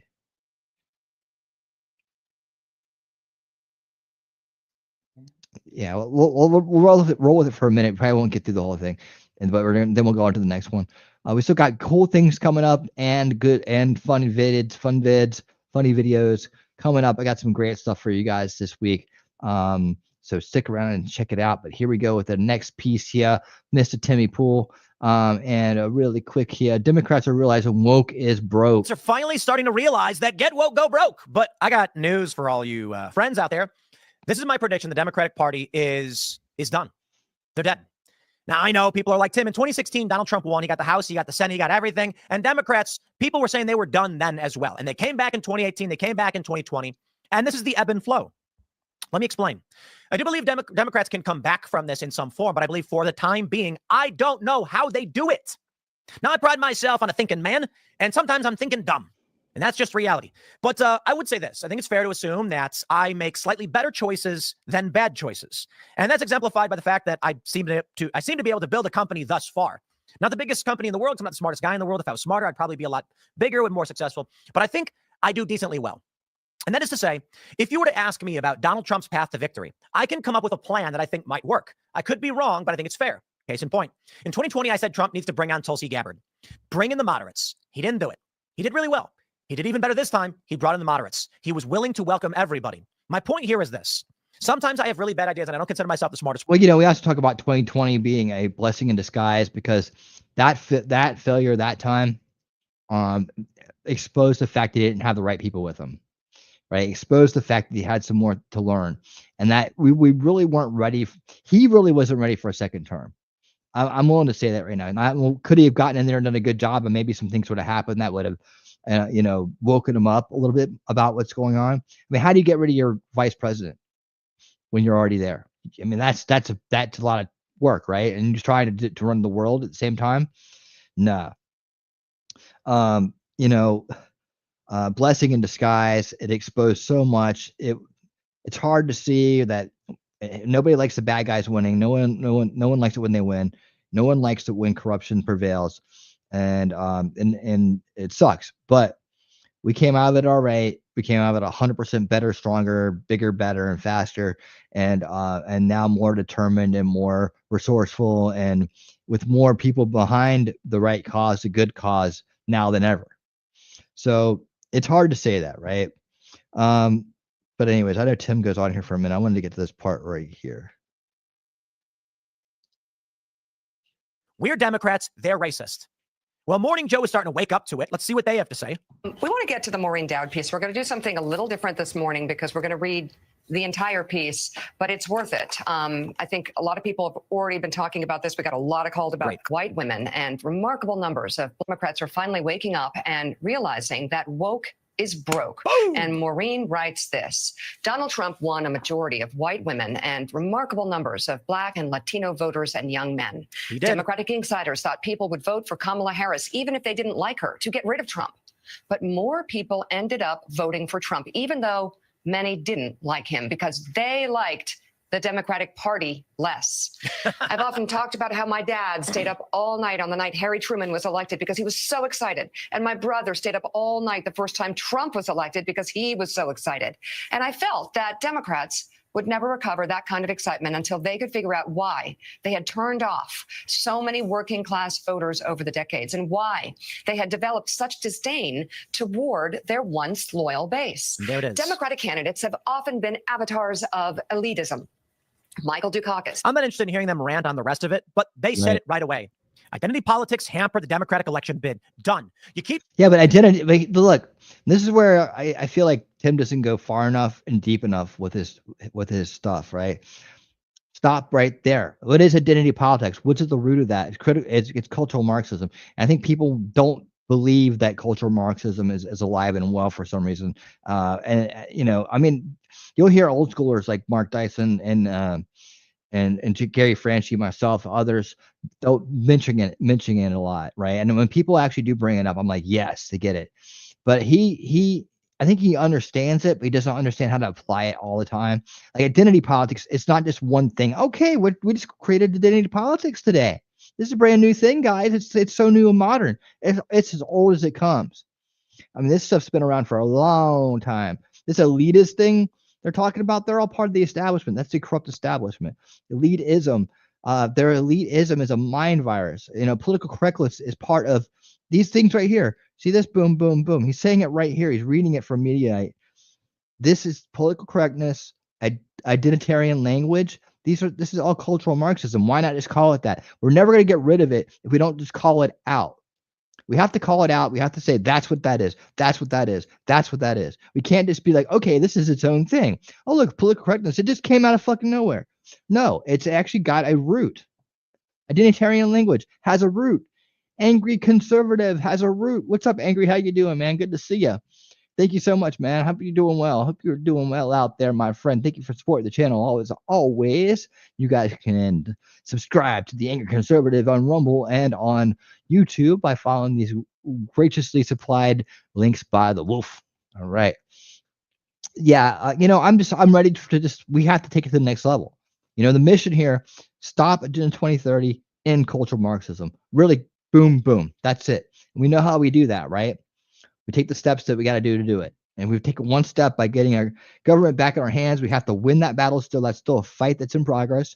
We got the election part down.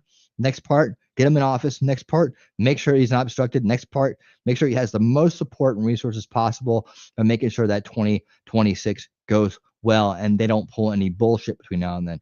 Like, we don't get a chance to go to sleep. We don't get a chance to take years off, right?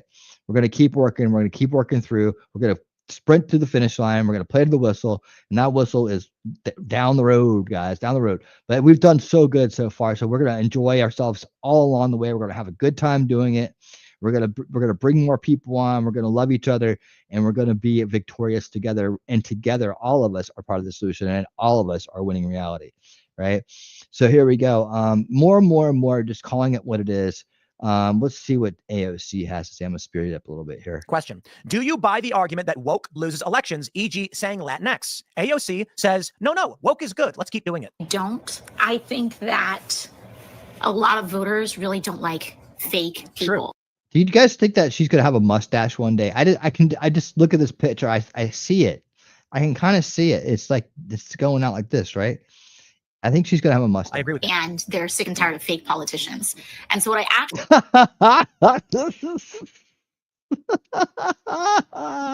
I need to clip that. Says the fake politician. Says the fake politician. Oh my God. I just had to hear it one more time. like fake people. I agree with that. And they're sick and tired of fake politicians. Is anybody sick and tired of AOC?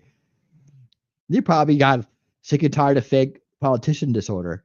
Well, yeah, I mean, or enhancement, whatever you want to call it. Yes, although you're not really fighting your party, you're fighting rhinos who cooperates with the. Yeah, well, they're part of they're the establishment. It was the part of the false left right paradigm, right? The one we were all born into, where they played the heels in the big WWE match known as the false left right paradigm of our time. That's when they controlled both parties, and they loved it because they could just trade seats, and they always pushed the agenda forward no matter who was in power. They never took each other, they never undid each other's bad policies or works. They always pushed things towards the globalist agenda. That's what that was all about. And luckily, a man named Ron Paul came along and started calling that out and got a gathering of people behind him. And those people started a movement, a grassroots movement that caught fire and inspired many others and took us to where we are today into the Make America Great movement. Ron Paul restoring the philosophy of liberty in so many people, making them understand what the Republican Party should look like, what real opposition should look like to the establishment. And that's where it all came from. And so luckily we had this long, for some of us, a very, very long journey. But luckily we had that, because without it, we would still be stuck in that rhinos, with rhinos in charge. And believe me, the rhinos went back in. I don't know why I'm getting a little bit of lag here, but we'll talk through it. The rhinos went. We need more dinos, and I don't mean T-Rex. Democrats in name only. Dinos. Yeah, Democrats in name. But they're all just corrupt establishment. I just see them. They're more beholden to globalists, the globalist agenda, than they are the American agenda. That's why they don't like America first. So I've always just viewed them as not. I think of Democrat as just where their headquarters is, but I've never viewed them as Democrats. I think they're fake Democrats too. And then I think they had fake Democrats and fake Republicans. Marxist based in all of them. And if you trace the neoconservative movement, you'll trace it right back to Trotskyism. And we're learning a lot about that kind of stuff and more on Monday nights. We're on Unrig the Game, my show Unrig the Game. We're reading the book Big Intel by J. Michael Waller. That is giving us the background on all that. Trotsky, he knows all about Trotsky and all about where he came from and what he did and what his influences were. We've already been through those chapters. We're up to the Obama chapters now. But that book, Libby, if you haven't read that book or haven't listened to any of our read-alongs, I highly recommend it. I mean, great Christmas present, guys. Great Christmas present is that book. I might be giving that book out as a Christmas present to a few people as well. Dana, good evening. How you doing? I like your new avatar. Good to see you. That's your Rumble avatar. All right, cool. Awesome. Thanks for being here. All right, let's listen to what more of this fake politician talking about fake politicians has to say. And so what I actually think is worse is saying something you don't believe. And so is this a stand-up routine?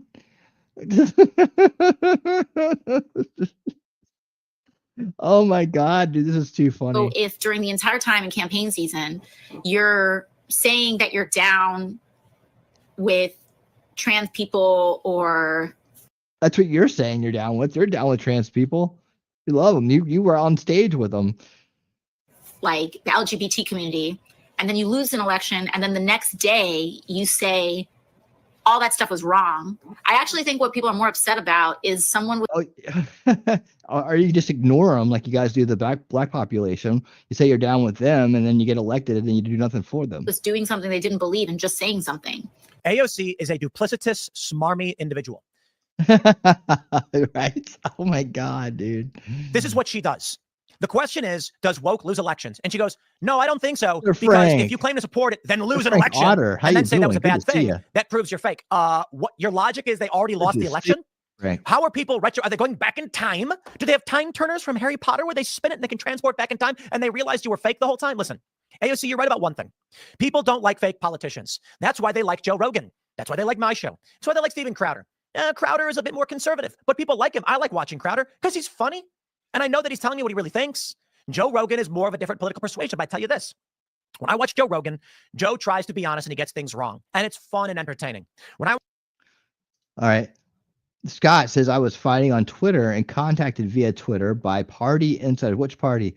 When I held out for truths, I was bashed for a whole month before the 2014 elections.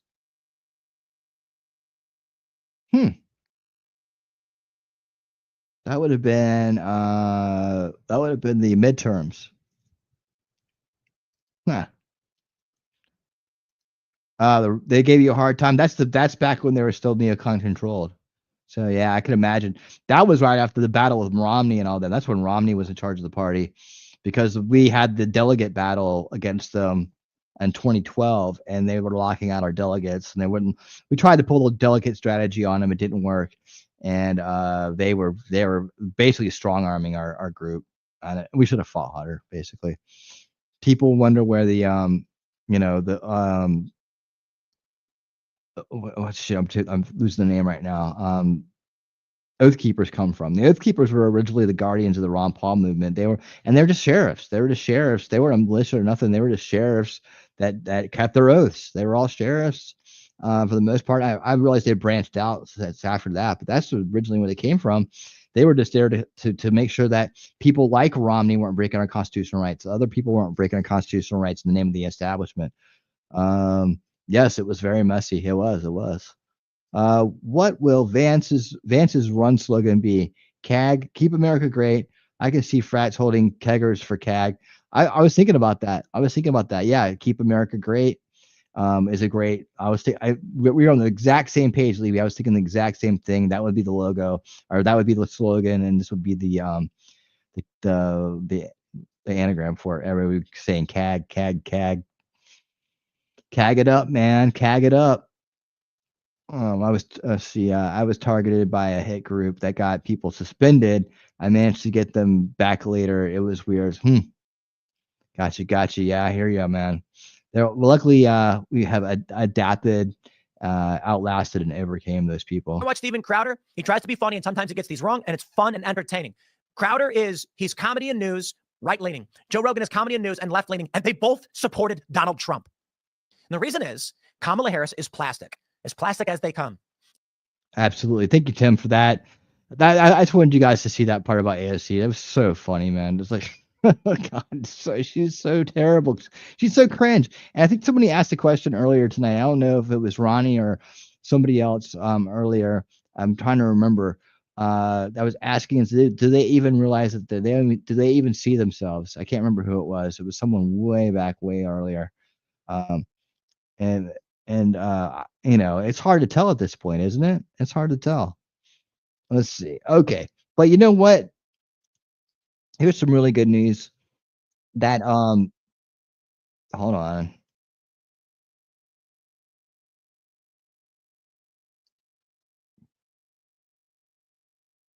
Hold on. Okay. So this is some good news for the young men in the world, younger men, the ones that are coming up. And this is the good news, that there are some cool based ladies out there for them to marry in the coming future, and they are strong, and they are not scared to get out there and troll the hell out of all the mind control victims of their generation. Everyone has seen the feminist meltdown videos from TikTok, or at least a tiny fraction of them. It would take multiple lifetimes to even begin to sift through the crazy content that they're publishing over there. But thankfully, there are also some. I don't think is there enough establishment Republicans left to stop them? At least a significant portion of normal young women over on TikTok, the MAGA girls, who are some making fun of the lunatics in their Generation Z, but also trying to talk some sense into them. Get ready with us while we tell you why we're so mad that Kamala didn't get elected president. I just really was excited to see my future daughter get destroyed by men in sports. You know, would have been a proud mom moment. I've never ever in my entire life wanted to be a homeowner or like marry someone who wanted to be a homeowner. And so it just sucks now that houses will probably be a little bit more affordable. I just wanted to live in an apartment the rest of my life. I wanted my future son to be able to use a tampon in a men's restroom without being judged. Or just like in general. I was really excited to lose all these boys to World War III. Trying to get out of our hair. I really wanted my third grader to learn about sexual reassignment surgery and stuff like that. I just don't understand why people wouldn't want their kids to learn about that. It breaks my heart that people want to keep that secret from their kids. Teach them young. And you may have heard about the rise of the 4B movement now in the United States, which the feminists on TikTok discovered somehow was a radical feminist movement in South Korea where the women swore off dating, marriage, sex, and having children. And thankfully, we have some normal young women in America trying to help the 4B movement here become a success.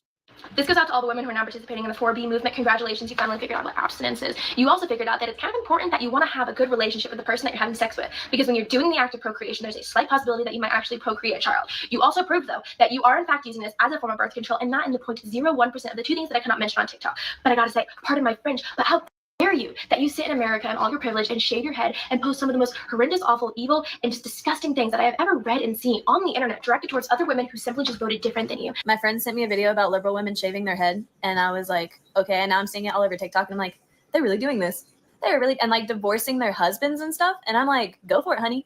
Leave all the men out there for the conservative women to repopulate with, because we don't need this in the next generations. This is mental disorders. Yeah. I am so confused right now. The amount of girls that are coming up on my For You page talking about Trump has been elected president. Oh my gosh. We don't have any rights anymore. My grandma has more rights than I do. What the heck are you talking about? Well, they've been infected with the liberal pathogen, which is a mental disorder. What? I can buy a car. I can buy a home. I can go to school. I can get a job. I can do everything a man can do. I can vote. I can vote. I have the freedom to go onto this wonderful app and speak whatever I feel like. Well, actually, you're still pretty young and got a lot to learn about the censorship industrial complex. But overall, you're making some good points. You guys know how stupid you look at on TikTok crying because Kamala lost? If Trump would have lost the election, you would not see one Trump supporter on the internet crying. You would see us getting our clothes on and going to work, because that's what we would have had to do. Take care of your asses just so you could have an abortion. Let's just do a quick compare and contrast between the conservative girls, normal girls, and whatever you would call these people. So last night, I told my mom and dad that because they voted for someone who wants me dead, that they no longer have the privilege of having their daughter and their granddaughters in their life. Actually, Donald Trump is trying to save your life and others by preventing illegal aliens from invading our country and roaming our streets, while Kamala Harris literally welcomed them and doesn't want criminals to go to jail. And I told them, never contact me again. I'm never calling you. I want nothing to do with you. And take me out of the will. I have a younger brother who is also a MAGA. I said, when you guys pass away, give him the entire house. I don't want to inherit your house. I don't want anything from you. I don't want to hear from you ever again, because I'm no longer safe being in a relationship with you, because I'm queer, I'm autistic, I'm like half disabled. I have Lyme disease and POTS and a bunch of other Stage 4 Trump derangement syndrome, among other forms of liberalism. And I'm bisexual. I have 2 daughters, and my husband's also bisexual. It's like you just did your parents and your family a favor. The only thing left to do would be for Child Protective Services to take this woman's children and then put them with their grandparents, with her parents, in order to give them a normal home to grow up in. All right, 4B movement starting. You know what we're going to do? The same thing that you've been doing your whole life, repelling men. We're not going to dye our hair anymore. We're not going to do makeup. We're not going to use filters. We're not going to go get the skin stuff. We're not going to dress up and look nice. Why? So that they can come and act like they own us because we look like this? Absolutely not. No, y'all. Look like what? Some homeless person? You want to fight? I'm ready to fight. Like dueling, let's do this, okay? But at the same time, like, I'm sorry, you do not have control over my reproductive rights. You do not have control over my body. You do not. We don't want to be anywhere near your body. We don't want to see your body. We don't want to hear about it. We don't want to see you at all. I mean, what's next? Are they going to start saying that they want to bring back the face diapers from during code lockdowns as a way to hide themselves from society? Oh, wait, what's this? Easiest and most effective form of protest you have right now that you can start immediately? Yes. Put a mask back on. Do it. Stop letting them observe your face. Please do. And have the side benefit of better health Yes. and protecting the rest of us in the world. Put a mask back on. This government. Oh, now, this woman who was obviously overdosed on Botox, cheek fillers, and lip filler has a totally different idea about how things are going. All of the MAGAs in our personal life are freaking out because we're no longer associating with them. We no longer want anything to do with them. No, we're not freaking out. We're celebrating. Thank you. Goodbye. There is not a single ounce of affection that a man will get out of me after this election. I'm not dating men. I'm not sleeping with men. I'm not talking to men. Now I lost that privilege. I showed this video to my son.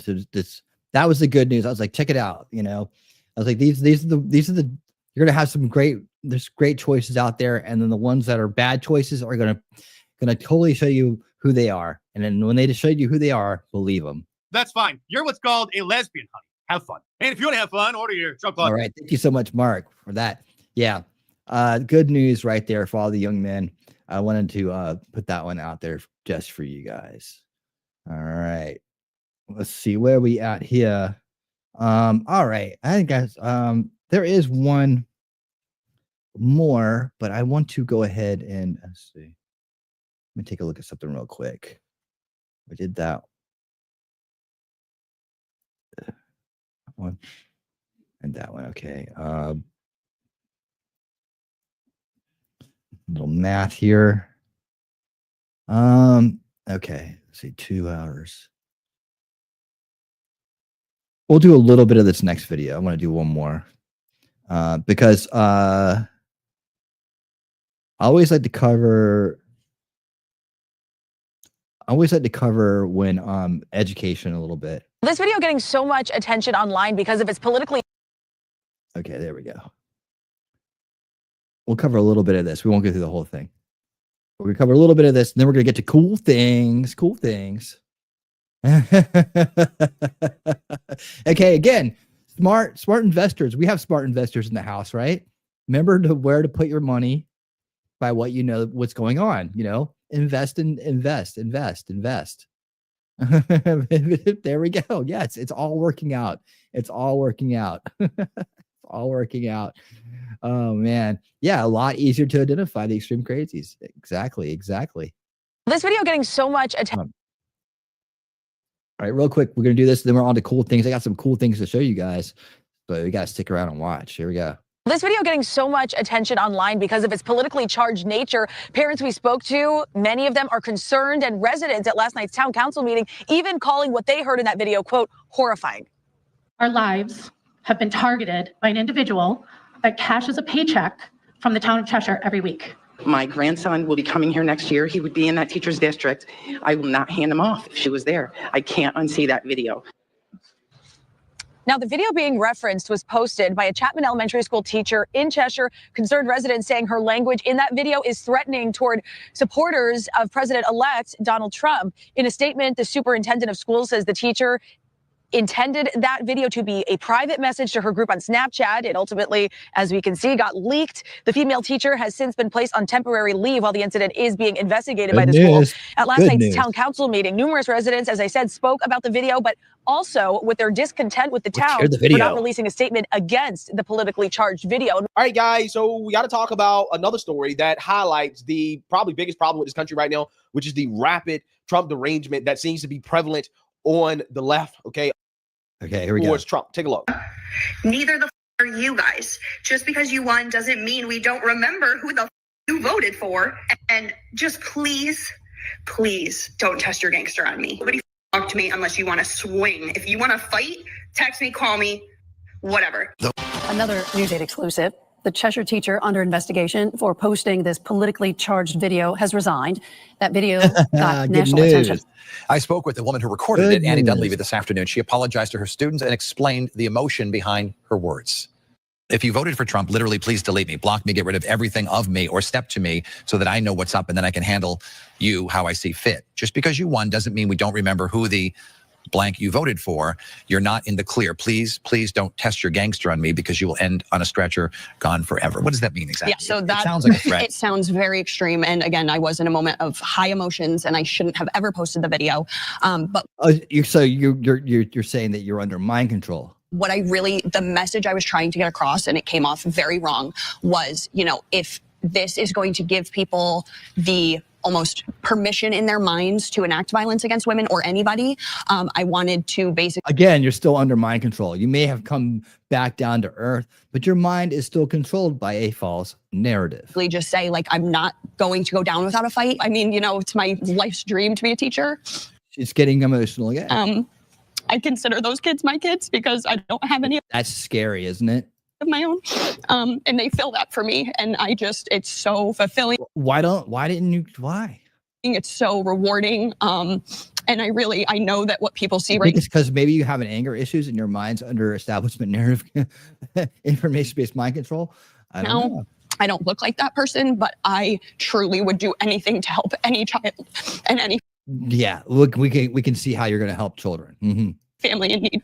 Yeah, so you see that, you heard that. Now, this teacher has resigned. However, before she resigned, she was placed on administrative leave, which means that she was probably fired, right? They probably told her, look, you're going to have to resign because otherwise we're going to have to fire you, right? So if you don't want to be fired, then you need to resign. Now, she claims that this video was not for public consumption. This was for a private group, and then it was leaked to the public. So whoever... It's still who she is, and you shouldn't put stuff out like that out there if you don't want the world to see it. was in that private group, yeah, probably not one of your friends. Okay, but anyways, I think the excuse that this teacher came up with is probably one of the dumbest excuses I've ever seen in my life. Scott. And again, this is just an example of how brainwashed a lot of these people are. Like, they really think that Trump winning is some sort of, I guess, green light to commit violence against women, right? Like who does?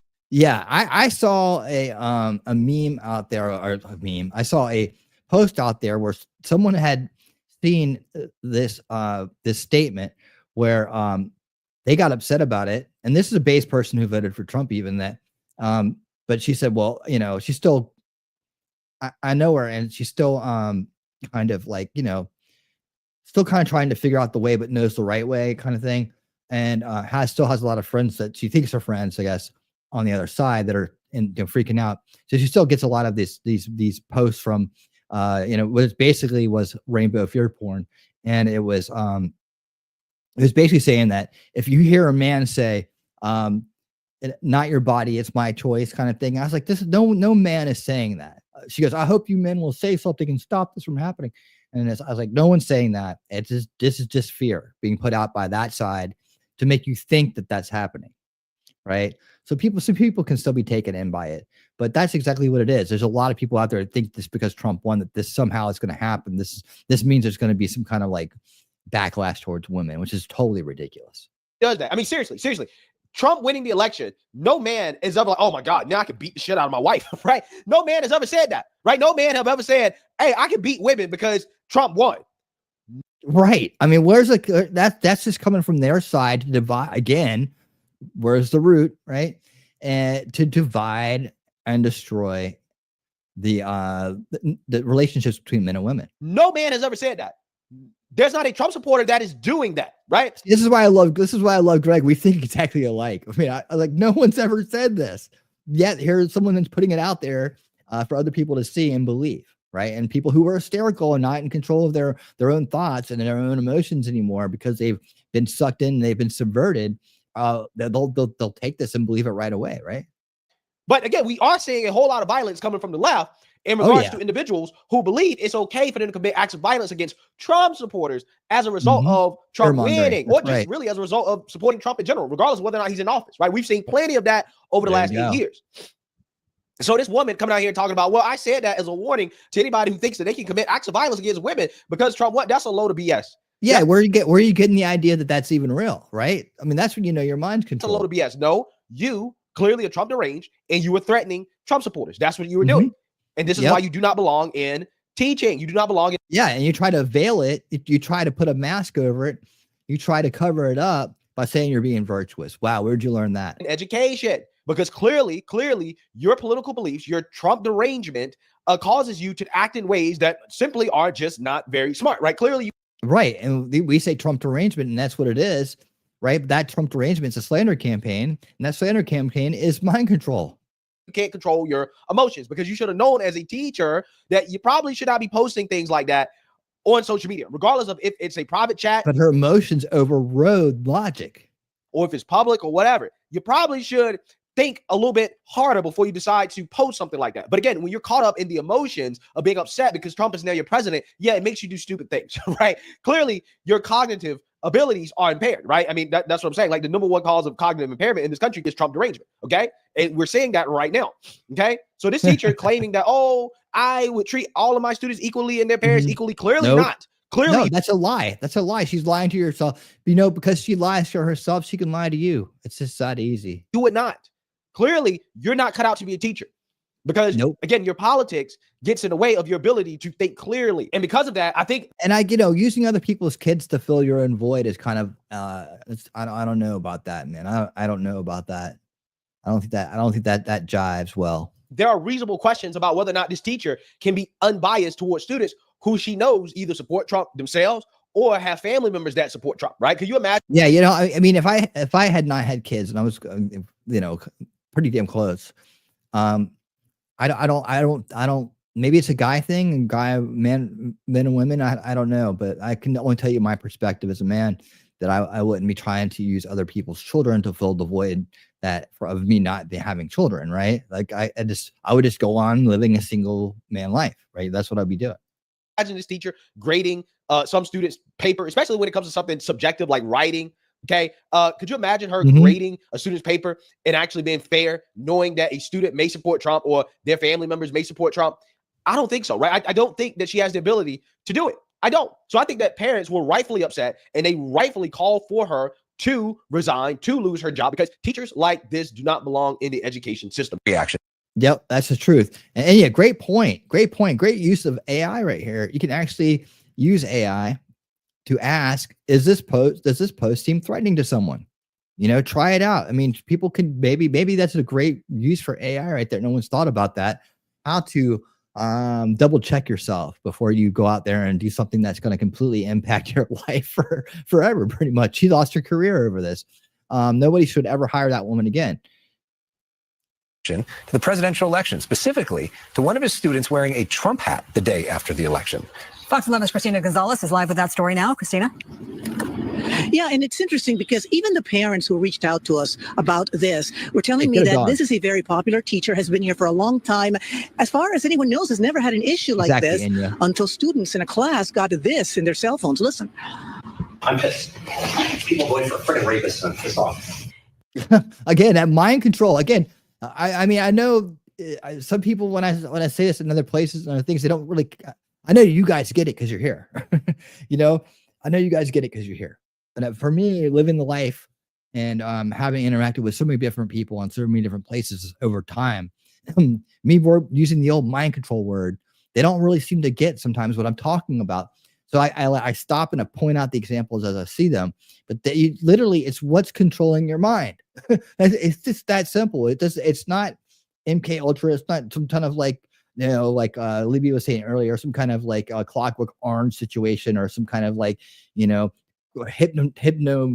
hypnotism with a watch swinging in front of your face. It's basically being boxed into a narrative and believing it and making that narrative your belief system. When it enters the realm of your beliefs, your belief system, you treated that belief as something so personal to you that you'll fight to defend it. Your mind will say, okay, well, this is important, so we're going to defend the hell out of it, and we're going to make sure we're going to protect it, and we're going to treat it like it's part of us, right? The belief system becomes part of you.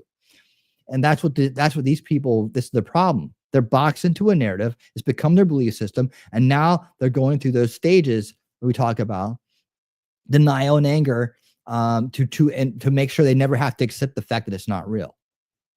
Like says, she was just so emotional.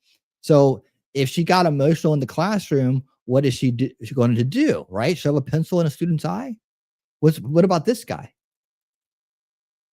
It's the voice of a Chino High teacher reacting to a student walking into his class wearing a Trump hat. I know a guy who owns a music store and just and had music camp there, and a kid had a I think this was during 2016 even, came to the music camp, which his parents paid for, right? And this guy is a confessed socialist, I guess, but nice person. Good, he's a nice person. But he saw that kid with the shirt on. He goes, "Not here." Wasn't allowed to do that. I don't know if that was supposed to, basically berated a kid and gave the kid a hard time for expressing themselves. But meanwhile, other expressions were more than allowed at that place. I know that for sure. But anyways, yeah, that's the kind of thing we're talking about, like getting triggered by someone's expression of free speech. And they were there to learn music, right? But they had their shirt on. If you won't want anybody to wear any political expressions for whatever reason, that wasn't in the rules. So calling them out like that for everybody was very uncool and very unlike that person. And that again was mind control at work, as their emotions got the best of them and caused them to be unprofessional. The day after the election. Turn it off. Go back to the freaking seat now. Go. Wow, yelling and screaming angrily at children. Take the. Can you send security? Calling security, shaming them. Wow. A boy who has a Trump hat on, and I'm not going to call I'm not going to tolerate it. Unfortunately, this video is real. The president of the Chino Valley Unified School Board of Education, which Chino High is part of, says they are looking into this. Teachers are not supposed to bring their political views, whether this is, on something else or specifically on this election. It should never happen. I'm sorry, guys. I'm sorry. I have a daughter. I have 3 nieces. He raped them, and it's people are boys. What? I have a daughter, and he'd really? Who's he talking about? The kid in the class or Donald Trump? Holy cow! This man, we need to clean out. There's a lot of teachers that don't need to be teaching kids that have the job right now. They've slithered in there in a corrupt system, in a corrupt society, in a demoralized society, and they've been allowed to exist there.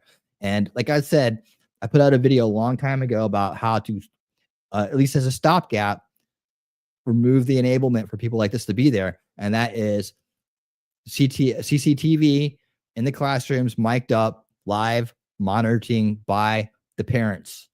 Parents of kids in the class can live monitor the class to see if a teacher is subverting them. And if they are, they can activate immediately to have it halted. I know that's kind of an extreme way to do things, but there are people that have infiltrated our schools that are subverting kids every day. They're abusing kids every day, and it has to stop because they're always after the youngest generation. So the good news is that more and more of this is getting out and people are losing their jobs over it. Let me see. I got some great comments here I don't want to miss. Okay, and that I think I start with, okay. We need these warning signals to know who should be safely left with children. Oh yeah, I agree with that. Okay. It's truly a cognitive break from reality. Just because they can say something doesn't mean it's real. Exactly. Imagine trying to mentally coach people back to reality. That's even more insane. Yeah. Yeah. That's why that was the start of my journey here, Scott, was to try to figure out how to deprogram people that were subverted. I thought, well, there has to be some way, right, to do it. And I realized that there is a way to do it. It's just not, there's no one big fat way to do it. Right? There's no like one big cure for it.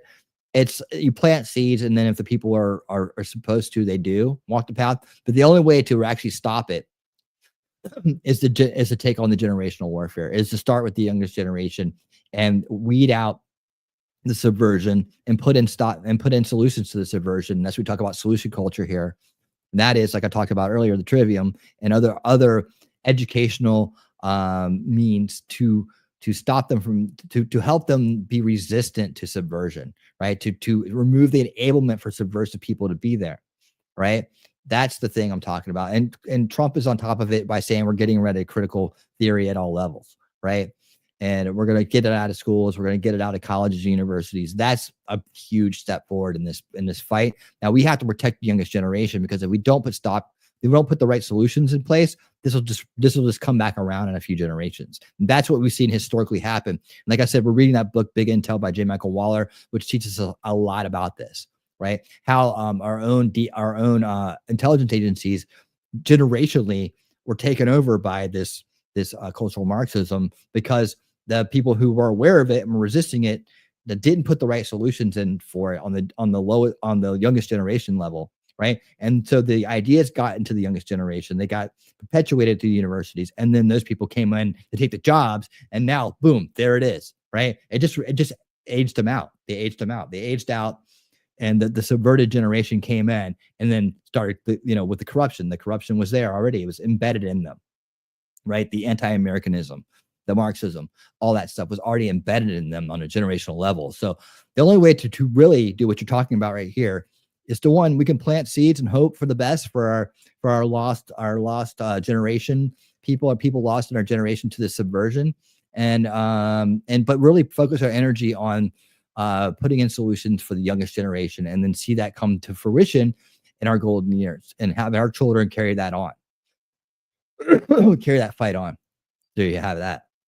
All right. My portfolio's here. My Portfolio is here. Okay. Let's see. Emotional translate to mental instability, unhinged, and real talk. Yeah. Well, you can't be logical when you're being emotional. That's we've all known that. Crazy. Stay now. See, okay. Alert all the relatives to keep an eye on the welfare of those kids. Well, relatives. We do our best, right? We do our best.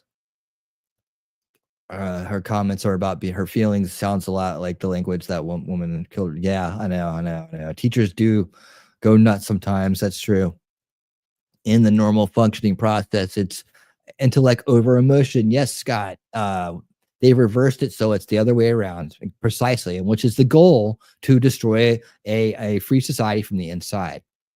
And I really think you'd enjoy the Big Intel, the book we're reading. I think you'd love it. We're halfway through it right now, and you can always catch back up on the playlist. I'll drop the playlist here in a second, but if not, just get it on Audible and listen to it, and you can catch right back up to where we're at, and then come, add your comments and add your input as we're reading along on Monday nights. Just buy the hard copy, give it out to people you think might enjoy it. It reads like a spy novel up front. It's really good. It's done in a way where you can really read it and learn a lot. And it could it's not necessarily political. It's more historical. It's like a historical take from a first person, someone who's been through it, and then is telling you about the research and everything they've learned. I'm telling you, I just think the world of J. Michael Waller and what he's doing. Let's see. Teachers used to have strict rules to follow, or they get fired because they are role models, whether they agree to it or not. Now, all hoes and addicts with activist dreams. Yes. Let's see. Okay, we gotta get back to this real quick. Love the conversation in the crowd. You guys keep it up. And let me go ahead and wrap this video up. God knows Christians are voting for him, bunch of losers. That's what his teacher could be capable of doing in a fit of rage. He's just one of several parents concerned about the teacher's behavior. You cannot scream at a kid and call someone names over a political person. It's wrong. So I don't mind kids being corrected, but in the proper way, not over some political stuff. I don't care. Fire the hell out of me. I'm fine. Yeah, good. You're fired. My daughter, You're not fighting for her. You have mind control issues. You have anger issues. Their rights. If this teacher unfortunately You're fighting for their rights by yelling at children. Oh, wow. What a man. To be the example of what not to do, we need to move forward and address this behavior. And then we also have an opportunity now to say, hey, no more of this. Let's bring the kids together. Let's not bring in our own personal views, and let's respect each other, whether it's political or something else. Let's have respect for each other. That's one of the biggest things that has to change over the next 4 years in the education system is we have to weed out these teachers that are pushing this type of indoctrination in school. And I do not believe that. See, I mean, this is why I love Greg again, man. It's like I have not watched this video. I'm watching it with you for the first time. I just know that I can put him in the playlist, and like he's gonna bring the base takes, right? So I have a level of trust with Greg now and his content where I'm like, okay, yeah, cool. This is good news. Okay, this is about this topic. This is about this topic. I may listen to it or I may not, right? In this case, I didn't listen to this one at all, but I knew that he was going to give the base take. And I stop it and I give you my takes on it, and he comes right behind, and we have the same takes. It's like that's why this dude is like, I think this dude's awesome. And like sometimes he gives the take, and I'm like, that's exactly what I would have said.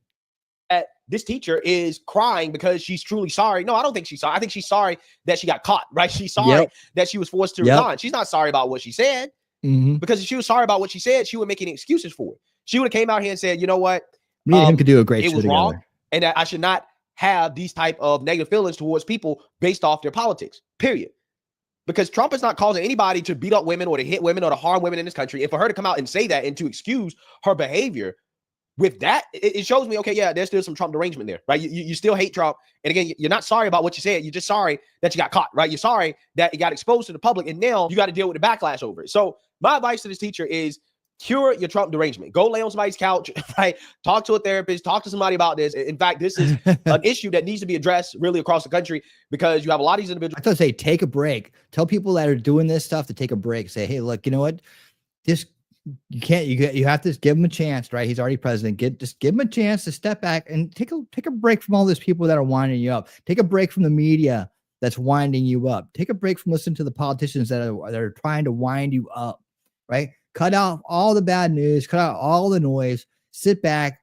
You have time now. Give Donald Trump a year, right? See if things get better. And stop going to the people who are just going to tell you that everything he does is wrong. Give it a chance. You might find out what the other half of the world is thinking, right? The other half of the country is thinking. You might figure out people that you can't seem to understand right now, right? You can remember, like these people forget there was love there at one time. These friends you had, there was love there at one time. They're family members, all that stuff. They seem to forget that. Like it's like the mind control of politics just wipes their memory clean. Don't you remember when you loved me? Don't you remember?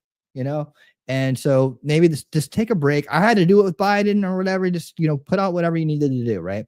Especially with Obama second term or Obama first term or whatever, Okay, let's just give him time and see what happens. Okay, we gave him a year. It sucks, right? Okay, so yeah, he lived up to all the nightmares.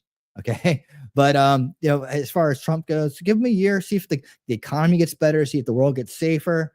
See if crime goes down. See if there's more opportunities. See if the world gets healthier. We get better, cleaner food and water. I mean, give it some time, man. You want us to give your side a chance. You got to give our side a chance too. That don't seem to be able to control themselves, and it is really, really, really destroying their lives in regards to their hatred of Trump. They cannot separate their hatred from Trump from being a professional, and it's resulting in these types of stories. So hey, yep, there you go. Thank you so much, Greg. That's what you got right there. That's the good news of the week. Corrupt, insane teachers are losing their jobs, and they're getting caught, and this shit's gonna stop. It's gonna stop. That's right. So now we take a break from all that full minute. Get all caught up, because now it is time, my friends. Actually, should I just check the comments real quick? Should I do that before I get to our next segment? Let's do that. And again, let me just thank all of the people that are supporting the channel right down there at the bottom. If you want to support the channel, you can join the channel. You can be part of the winner's circle. I have different tiers of memberships that they really do help. I really do appreciate each and every one of you who are part of the solution right there. And I'd love to have anybody out there in the crowd become a supporter of the channel, and you will get thanked every single show. And I do appreciate your support greatly, guys. All right, I can't imagine a pissed off nun. The ones I knew seem really sweet. Most of them were very old. That's right. Let's see. I want to fix this.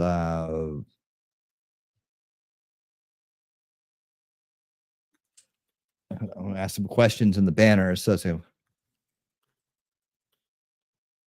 all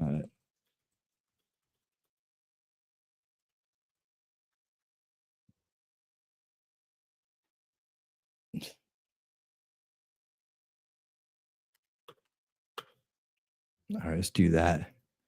Okay, cool. Let me go back to this real quick. Hey, there's Grimsball in the house. What's up, my friend? How you doing? Hey, you're right on time. This is this segment right here. You love this segment. You love this segment. It's going good, my friend. Good. In fact, you're gonna love this first piece I have in this next segment. We're coming up on cool things, guys. Since Grimsbar's here, we're gonna go ahead and roll in cool things. Where are you at, cool things? Damn it. I had them all lined up.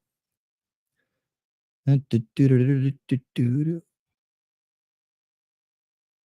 there it is. Filters change the way we feel.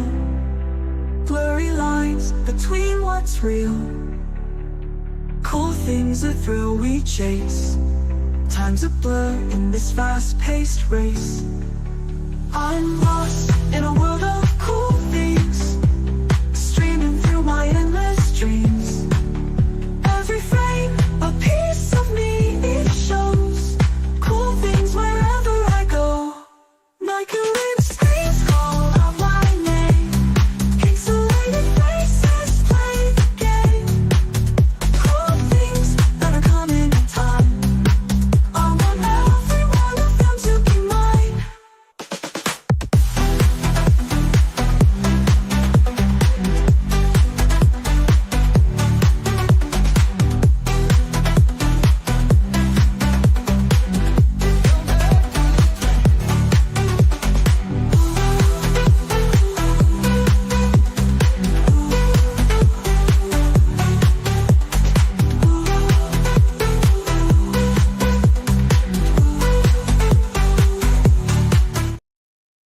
This piece right in my hand is the lightest and lowest density solid in the world. Even with a small pressure applied by my finger, the aerogel shatters into thousands of pieces and turns to dust. But what's surprising is that if I take those aerogel dusts and apply it to any surface, like my body, it becomes 100% hydrophobic. It makes me completely waterproof. On top of that, this dust also forms new, non-brittle foam-like aerogel composites, which can be utilized in extreme applications requiring protection. Holy crap. Aerogels can be in different shapes. Given that they are 99% air, can you guess the kind of sound would an aerogel make?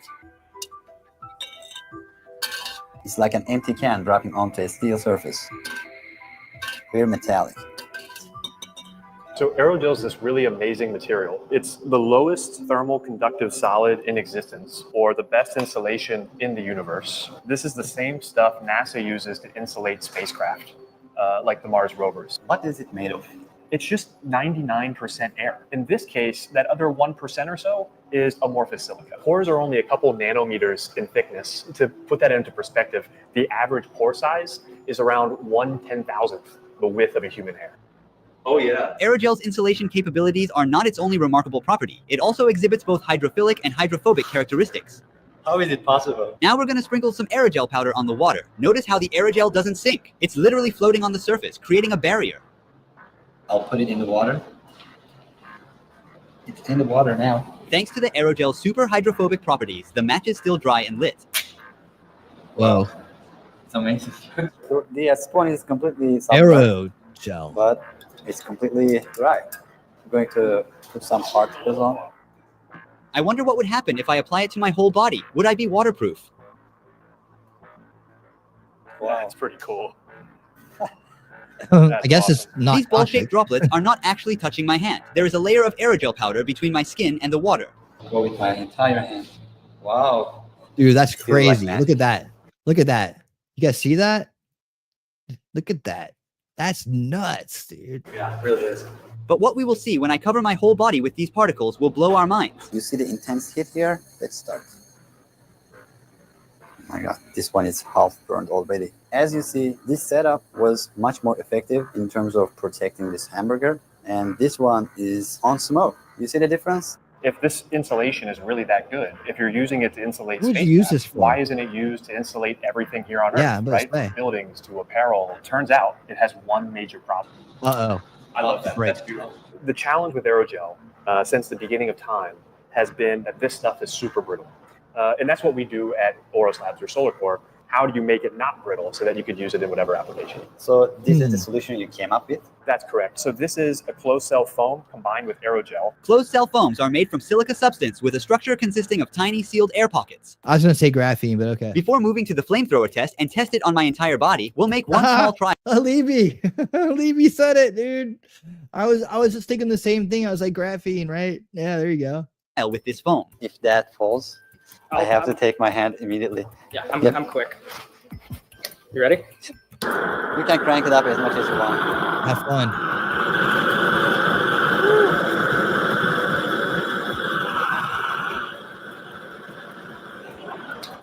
So you're seeing the impact on it. So it's very cold here. I can touch it as much as I want. But here, it's also cold. It doesn't keep heat. But this one is hot. It melted. Look at the shape of it. We will test the aerogel shield by heating it to the maximum temperature that propane gas can reach. You ready? I'm ready. Whoa. I can feel some heat from the side. But nothing from the center. Can you get closer to me?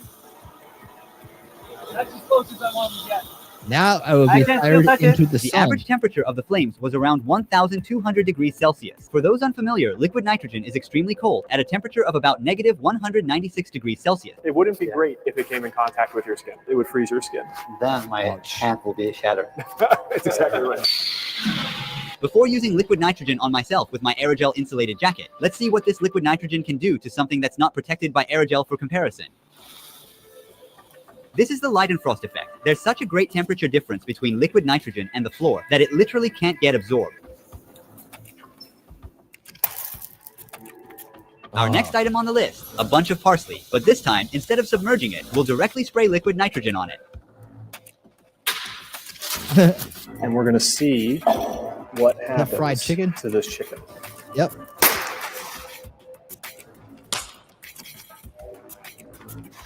Even the bones are shattered. This could be so dangerous. That's pretty dangerous. Behind me, Mike is ready to spray the liquid nitrogen directly at me. Okay. You guys ready? 5, Okay. 4, 3, 2, 1.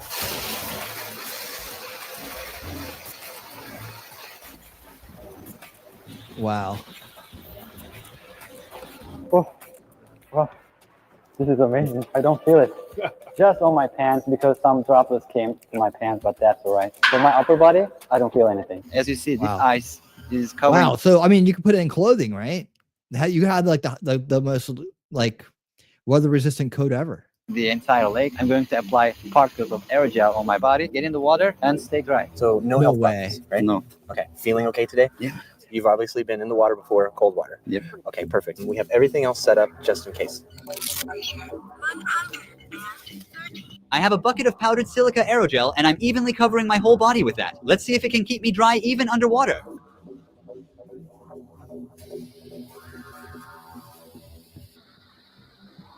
I'm completely submerging my body now. What did I say? What did I say? I am dry. This is a miracle, guys. Particles are blocking the water coming onto my skin. What did I say? Nothing. I don't even know what I Look said. at my leg. In the water for quite some time, and it's dry. There are droplets on my leg. Let's get these out of my leg. I don't even feel cold. I don't even need that. The water was kind of dark and muddy. That's why we couldn't see how my body looked underwater. I will get inside a pool now, and you'll see how it actually looks underwater. Aerogel particles cause a thin gray layer because they trapped tiny air bubbles on my body. These air bubbles reflect skylight, giving my skin a shiny silvery appearance. You can notice some of these air bubbles coming off my legs and rise to the water surface. Air on my skin makes me feel lighter in the water. Wow. Completely dry. How is that possible?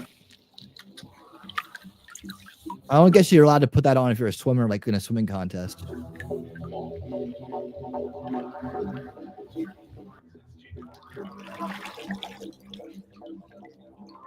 It's raining heavily now, but I don't get wet. Yeah. I might be the only person caught in the rain completely covered in hydrophobic aerogel particles. If you look at it carefully, there are rain droplets on the surface of the pool water. That means rainwater and the pool water never meet. There's a layer of aerogel between pool and the rainwater. What happens to the aerogel powder that I applied onto my body was hydrophobic, but this one is hydrophilic. Watch what happens when I drop water on this aerogel. It absorbs it, right? Think of this like a small sponge. It can absorb 25 times of its weight. As this type of aerogel can absorb moisture from the air, they are used in museums to protect artifacts or to safely store medicines without exposing them to humidity. Last but not least, aerogel's nanopores are even way smaller than the visible light. The visible light ranges from 380 nanometers to 750 nanometers, while the aerogel's pores are only between 20 to 40 nanometers wide. Shorter wavelength particles, blues, purples, UV light, get scattered when they hit aerogel. And that's what causes aerogel to look blue. Same reason the sky looks blue. It's called Rayleigh scattering. When we expose an aerogel to ultraviolet light, which has the shortest wavelengths, it scatters the light better, making the aerogel appear opaque. Now, when we switch to infrared light, which has the longest wavelengths of all, it passes right through the aerogel, making it appear completely transparent. When I hold it up to the sky, it looks yellow because it allows longer wavelengths of sunlight, such as yellow and red, to pass through more easily, especially in bright sunlight. Subscribe to my YouTube channel for more documentaries like this. Hopefully he doesn't copyright claim people, but yeah, that was very cool. I didn't know much about that, and I see a lot of people out here are very familiar with it. How old is this video?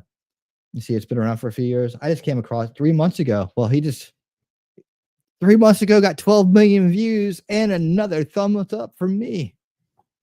12 million views. This guy has 10 million subscribers, man. I'm in the wrong business.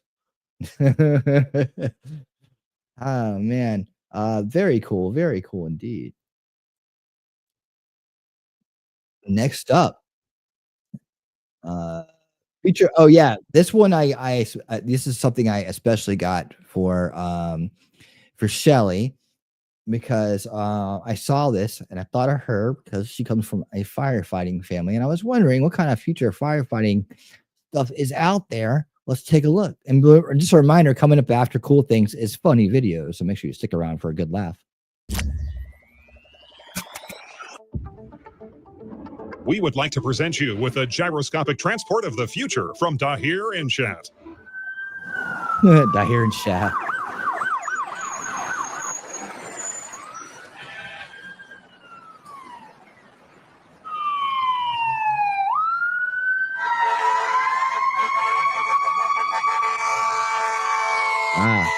Very cool. Very cool. There are Frank Otter. Look at that. Our gyro car can be used for emergency needs, such as a mobile operating room for performing urgent surgical operations. That's cool. We also used a gyro wagon to design a fire engine, which allows for quick access anywhere in the city, regardless of road conditions. If there are traffic really jams, cool. the car just rises over the traffic on telescopic legs and moves between the rows of cars. That's very cool.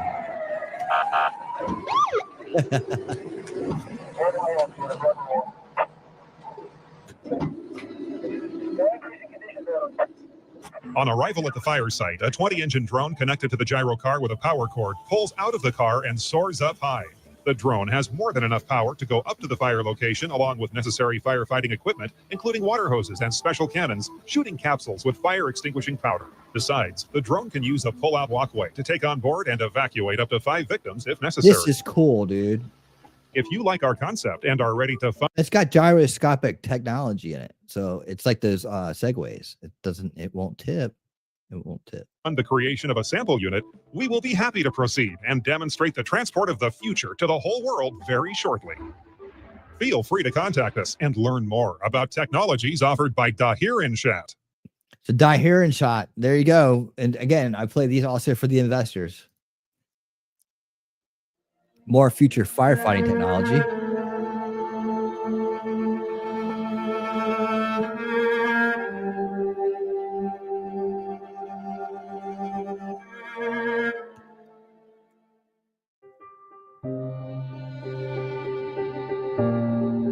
We got the sad music here.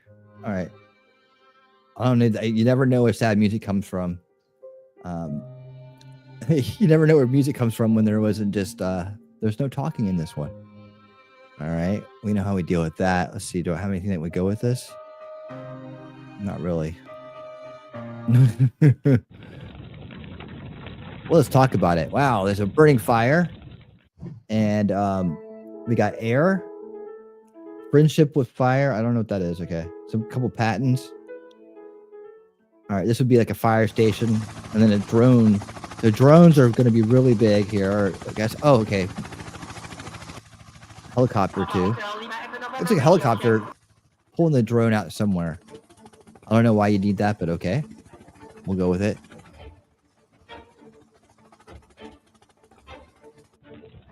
Dun, dun, dun, dun.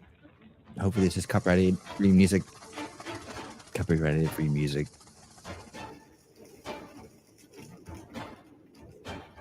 Fire is burning. Here comes helicopter with, I guess the drone thing's with it. Where is it at? There it is. All right. Let's see what happens here. Oh, look at, there's a whole bunch of them now.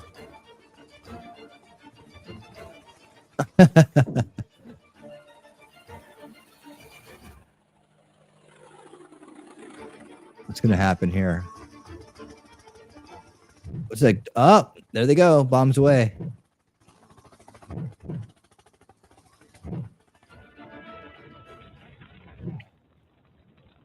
Interesting. It's kind of like a video game.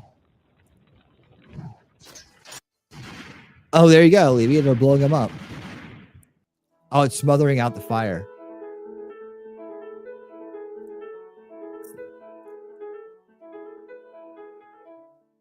Very interesting. Okay, so that's pretty cool. I get the gist of it. So those things go, and then they bring them back, and they sit them down. And now, here come the trucks. I don't know what the trucks are going to do. Let's see. The trucks go out. They stabilize themselves. I think they already have these things. Oh, they shoot more stuff. Boom, boom, boom, boom, boom, boom.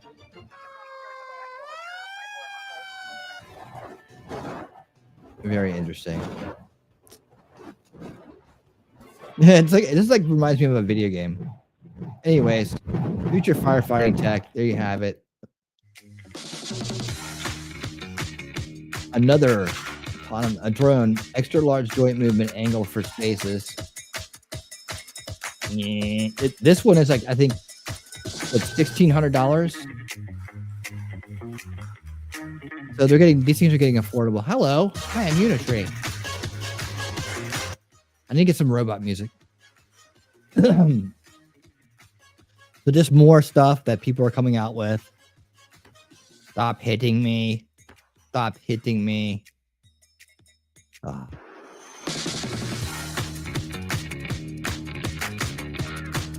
Now you can fold it up and put it in your suitcase. There you go, see? Let's fight.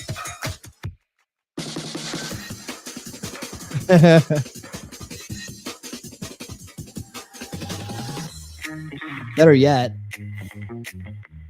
let's pick potatoes or nuts. Like there you go. You can have a robot crack your nuts. How's that for phrasing? The pancake. Oh, that's bread. All right.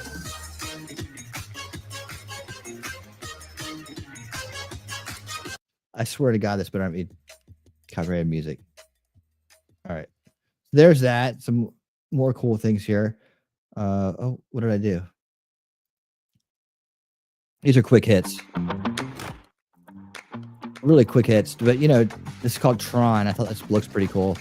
This is like one of those AT-STs, like from Star Wars.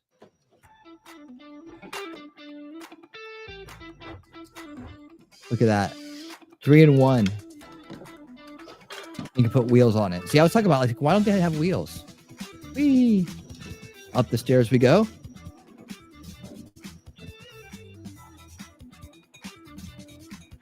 Boom. These things are getting they're gonna be affordable. They're gonna be affordable. I follow the cat around and make sure it doesn't get in trouble. There you go. Not yet, huh? That's a really expensive nutcracker for sure. Can it scrub floors? I hope so. Awful expensive just for laundry and dishwashing, though. Look at all the time you get back.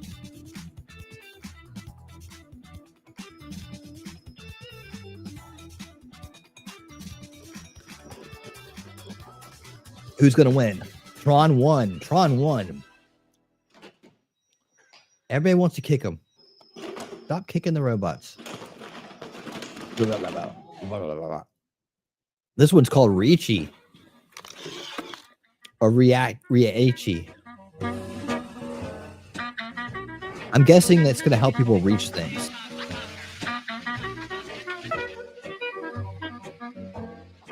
You need help reaching things? Call Reachy.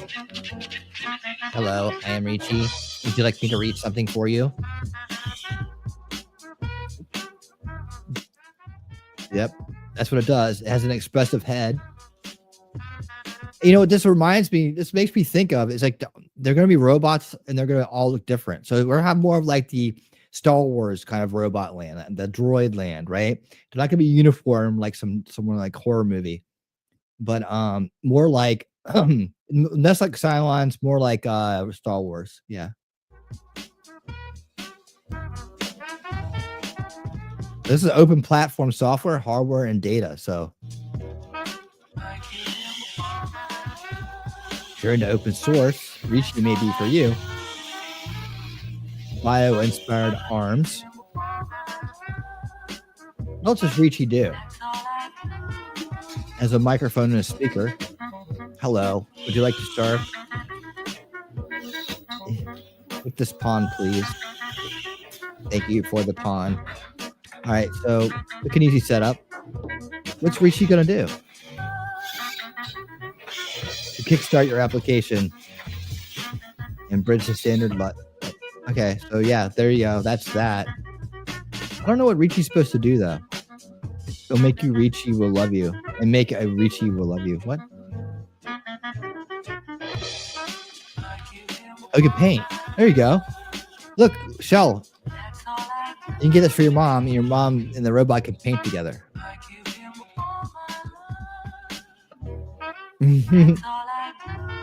Oh, Reachy can stir. You can hand out candy. Trick or treat. Reachy around. I was waiting for that one.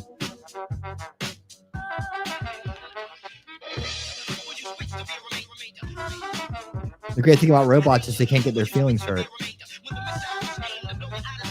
I'm not programmed to respond to narcissistic abuse.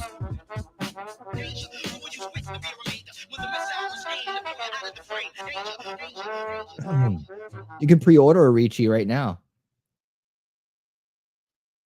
And check out this guy. He's kind of like the Tron guy, but a little bit more outdoorsy. Doom, doom, doom. Feeling brand new, nothing in my way. Sun gon' shine, yes, here to stay. And I'm gonna say what I need to say. Hey, I'm down. Everybody watch, I'm doing me. This is deep robotic. This is the links. The links. I'm doing me. Yeah, just doing me. I'm doing me. Probably get copyrighted for that music, but whatever. Travels down a 50% slope. That's like ski slope area right there. All season. Whee!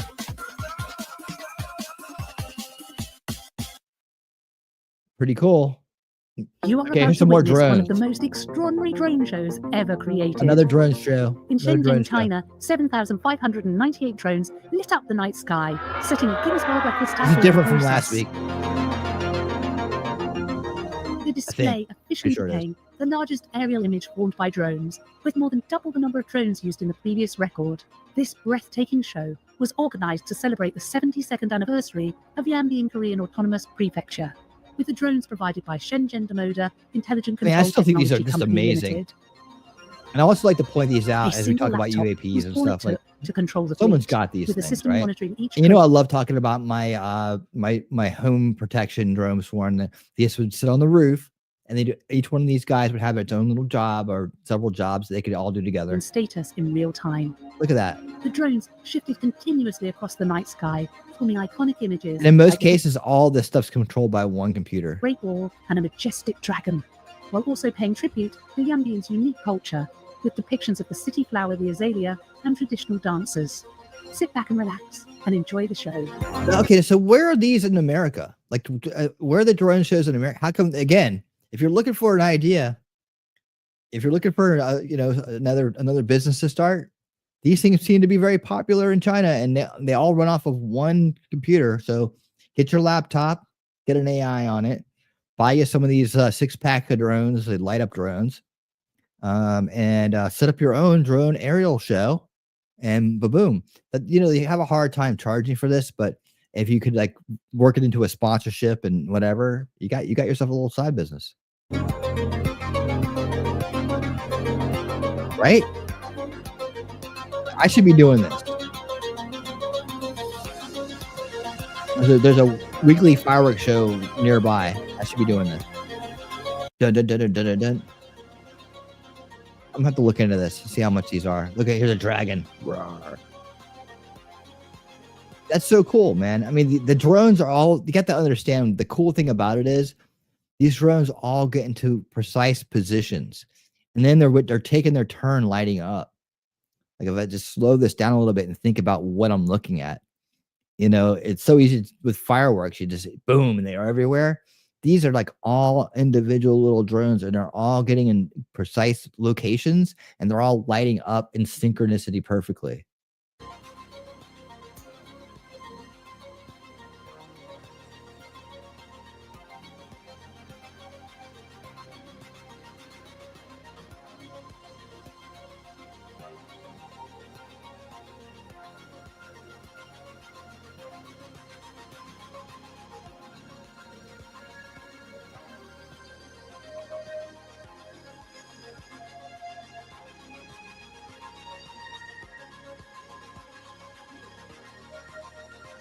These are all, it's not just like drawing on a screen. These are actual drones go in position, ready. What they don't show you here is how long it takes them to get ready, but because, you're getting the clips, right? Okay, we're ready now. Boom. I don't know how long it takes them to set up between takes here, but I imagine it probably doesn't take that long.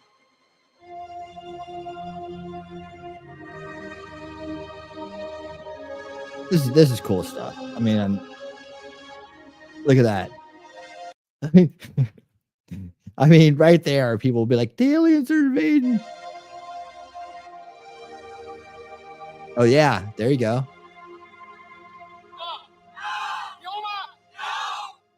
This is Down with America. All right. Guinness World Records. Very nice. Elements reminiscent of the Batmobile. Okay, pick it up where we were last week here. And various game vehicles. Do you anticipate future SUVs adopting this futuristic here. style? Or do you foresee more diverse and captivating design alternatives? Got on the funny videos.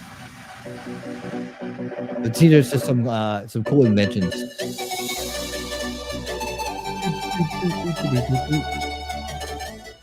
Next, we are in Germany, where the Mercedes-Benz team is raising the bar for electric power, setting new standards in range and efficiency. The Vision EQXX concept car achieves an impressive range of over 621 miles on a single charge, thanks to its advanced aerodynamics.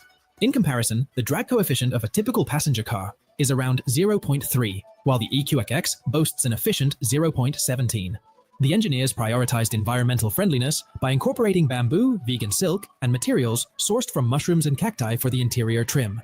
Additionally, the car features a solar panel that, under optimal conditions... I mean, would you guys get these cars in the future? I mean, I like used cars and practical 16 cars. miles to its range daily. This innovative approach aligns with current trends in sustainability and showcases a commitment to pushing the boundaries of eco-friendly automotive technology. Look at that. You got your own hologram inside there? Like, that's like the least practical thing in the world, right? Cars of the future. These bikes, along with others like them, aim to break speed records. The goal is to create a human-powered vehicle, optimized for aerodynamics, competing to break speed records. The competition has intensified over the years. In 2013, the Dutch human power team achieved 83.13 miles per hour. The Canadian Aerovelo team surpassed this in 2015, reaching 86 miles per hour. Whoa. In 2016, a model named ETA set a new record at 90 miles per hour. It's like a Tron Pilots bike. receive assistance from cameras and onboard computers providing timely prompts. I'm feeling Tron The use of vibes. materials like carbon fiber Like and a light bikes, streamlined whatever they're called. Formula One-like design, where pilots almost lie down, contribute to the vehicle's efficiency. Right? The focus is on harnessing human strength, pushing the boundaries of aerodynamics, and achieving remarkable speeds in these avant-garde human-powered That's vehicles. sweet. Oh, cool. All right, there you go.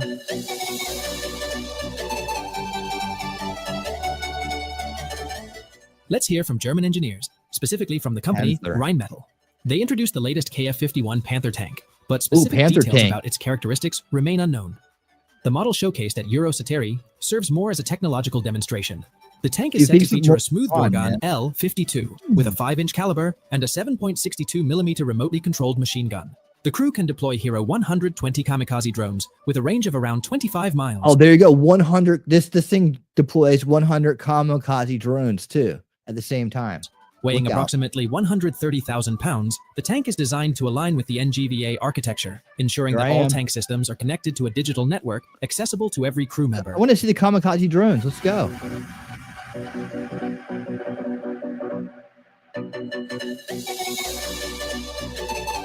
Come on, bring it on, bring it on. Maybe in the that. future, ships like this will make ocean cruising even more enjoyable. Look at Servo that. Yachts and Is that Shuttleworth Axel? Design recently unveiled a cutting-edge 150-foot catamaran yacht featuring an innovative stabilization system. The yacht boasts a remarkable active suspension with a 16-foot stroke, Look at ensuring that. optimal comfort even in challenging sea conditions. The key highlight is its fun. electronic systems, which continuously assess the surroundings in real time. These systems dynamically adjust the suspension to maintain the deck in a horizontal position, enhancing stability. Various versions of the yacht are already on the market, with one designed to accommodate 10 guests and 11 crew members. The yacht's advanced technology and thoughtful design makes it a standout choice for those seeking a luxurious and comfortable seafaring experience. Wow. Servo yacht. All right. Very cool. All right. Let's see. Yeah, we're gonna have to go ahead and do that. That's cool things for this week. We'll pick back up on this little video at the end of next cool things, just to kind of add to it since it's so long. And yeah, so you know what it's time for now, right? Yeah.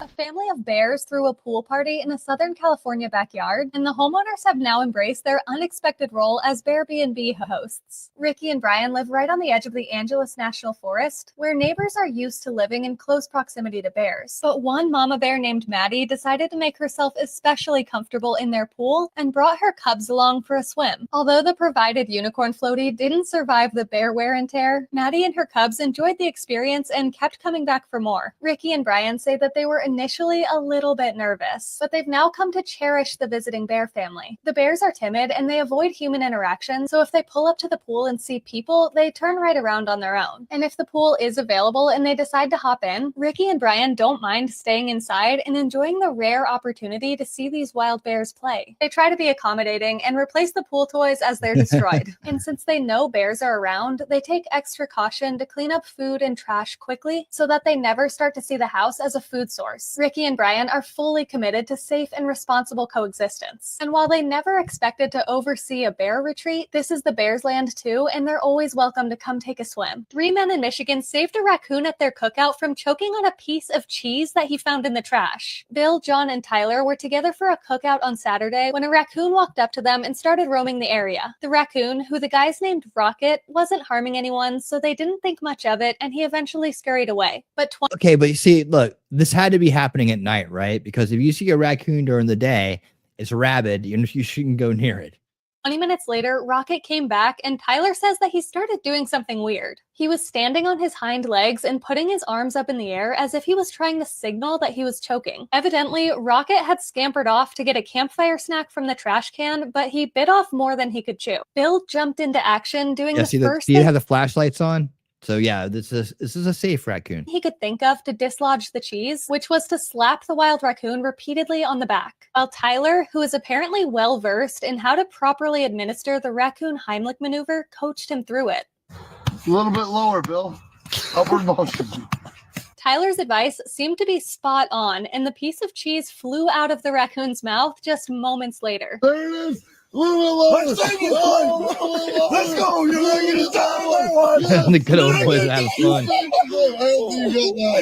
Once saved, Rocket did wander off to shake off his mild embarrassment, but he reportedly did come back a little later in the evening to hang out with his new friends. A beekeeper in Turkey reluctantly hired some bears as taste testers for his honey, and the results were so impressive that it's the #3 top story of the year. Ibrahim Nice. Sadef had lost an estimated $10,000 to the local bears, who were adamant about trespassing in the middle of the night to steal some honey. For 3 years, he tried to keep the bears away from the honey, placing it in harder to reach spots, trying to entice them with other treats, and locking it up in boxes and cages. But none of it worked, as the bears were intent on raiding his honey stores, and they had no It was problem unbearable. climbing and breaking locks to do so. Ibrahim was frustrated, but he figured when life gives you bears, you might as well hire them for market research. In particular, he wanted to find out if there was a certain type of honey that the bears were drawn to and kept coming back for. So he set up cameras pointed towards a buffet of all of his different kinds of honey, inviting them for a taste test. And consistently, the bears chose his Anzur honey, proving that the rare honey has earned its reputation as an exquisite delicacy. Anzur honey is made from the nectar of 90 different flowers that are only found in the mountains of the Anzur Plateau, and evidently it's unbearably good. Amused by their refined taste, Ibrahim forgave the bears for the I damage said it they'd first. done, saying I that said it whenever he first. watched the footage, he forgot all the harm they'd done and he just loved them.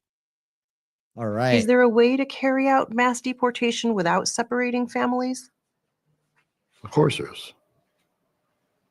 Families can be Move it deported around. together. Trump's new borders doesn't seem to be very open bordery.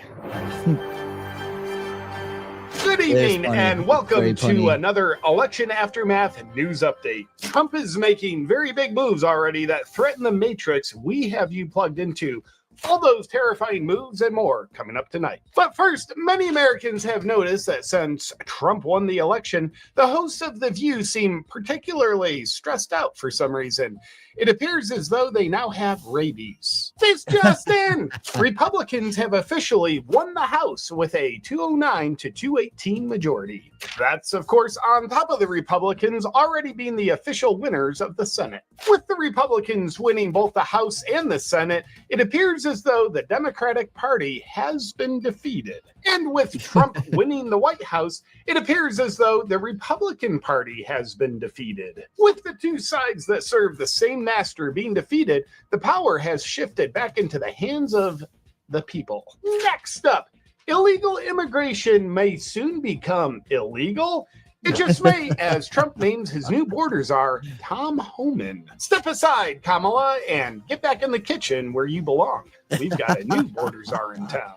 As border czar, Tom Homan won't have big shoes to fill. He'll have women's shoes to fill. And because he's not a diversity hire, he probably won't be dressing like a woman or doing the job like she did. When faced with the toughest question about deporting people who are illegally in the country, here's what he had to say. Is there a way to carry out mass deportation without separating families? Of course there is. Families can be deported together. Well, that's pretty straightforward. Our pro-immigration narrative has always depended on thinking nobody could answer that question so simply. We, the party that is extremely anti-family, telling you that nobody can be deported because it'll break up families, never thought that anyone would think of that. We'll go back to the drawing board and come up with a new game plan for why it's bad to deport illegals. Stay tuned, because next week we'll tell you what we thought of. In the meantime, take a look at AOC absolutely embarrassing Tom Homan when she educates him on how it's not illegal to break the law. Legal asylees are not charged with any crime. When you're into the country illegally, it's violation 8 United States Code 1325. Seeking asylum is legal. If you want to seek asylum and go through the port of entry, do it the legal way. The Attorney General of the United States has made that clear. Okay. This just in! There was a third assassination attempt on President Trump, but we're not really covering those kind of stories anymore, so moving along. As President Trump continues to play dodgeball with the Hail Mary bullets that the deep state is desperately still shooting his way, he's been setting the stage for his administration taking office. And believe it or not, we at the media are criticizing some of, check that, everything he's doing. Take a look. But one person has loomed over all of that. His name is Elon Musk. Multiple sources tell me tonight that Musk has been seen at Mar-a-Lago nearly every single day since Donald Trump won. That's right. the president-elect meeting with and being advised by the smartest man on the planet, who's also making the biggest impact on the planet, should be frowned upon at all costs. We do have reason to believe that in Trump connecting with Elon, he overlooked business mogul and world-renowned artist Hunter Biden for political reasons. This just in! Trump has announced he's closing the Department of Education. In order to improve the education of our children, President Trump will be closing the Department of Education and sending that responsibility back to each individual state. Take a look. And one other thing I'll be doing very early in the administration is closing up the Department of Education in Washington, D.C., and sending all education and education work and needs back to the states. We want them to run the education of our children because they'll do a much better job of it. You can't do worse. We spend more money per pupil by 3 times than any other nation, and yet we're absolutely at the bottom. We're one of the worst. So you can't do worse. We're going to end education coming out of Washington, D.C. We're going to close it up, all those buildings all over the place, and you have people that in many cases hate our children. We're going to send it all back to the states. It's beginning to look as though President Trump is taking power away from the federal government and returning it back to the states and people, which is exactly what all power-hungry tyrants do. The federal government leading the school system has been nothing short of excellent. As you can see by this chart, since 2000, the administrative staff has grown by 95%, while the number of students has grown by just 5%.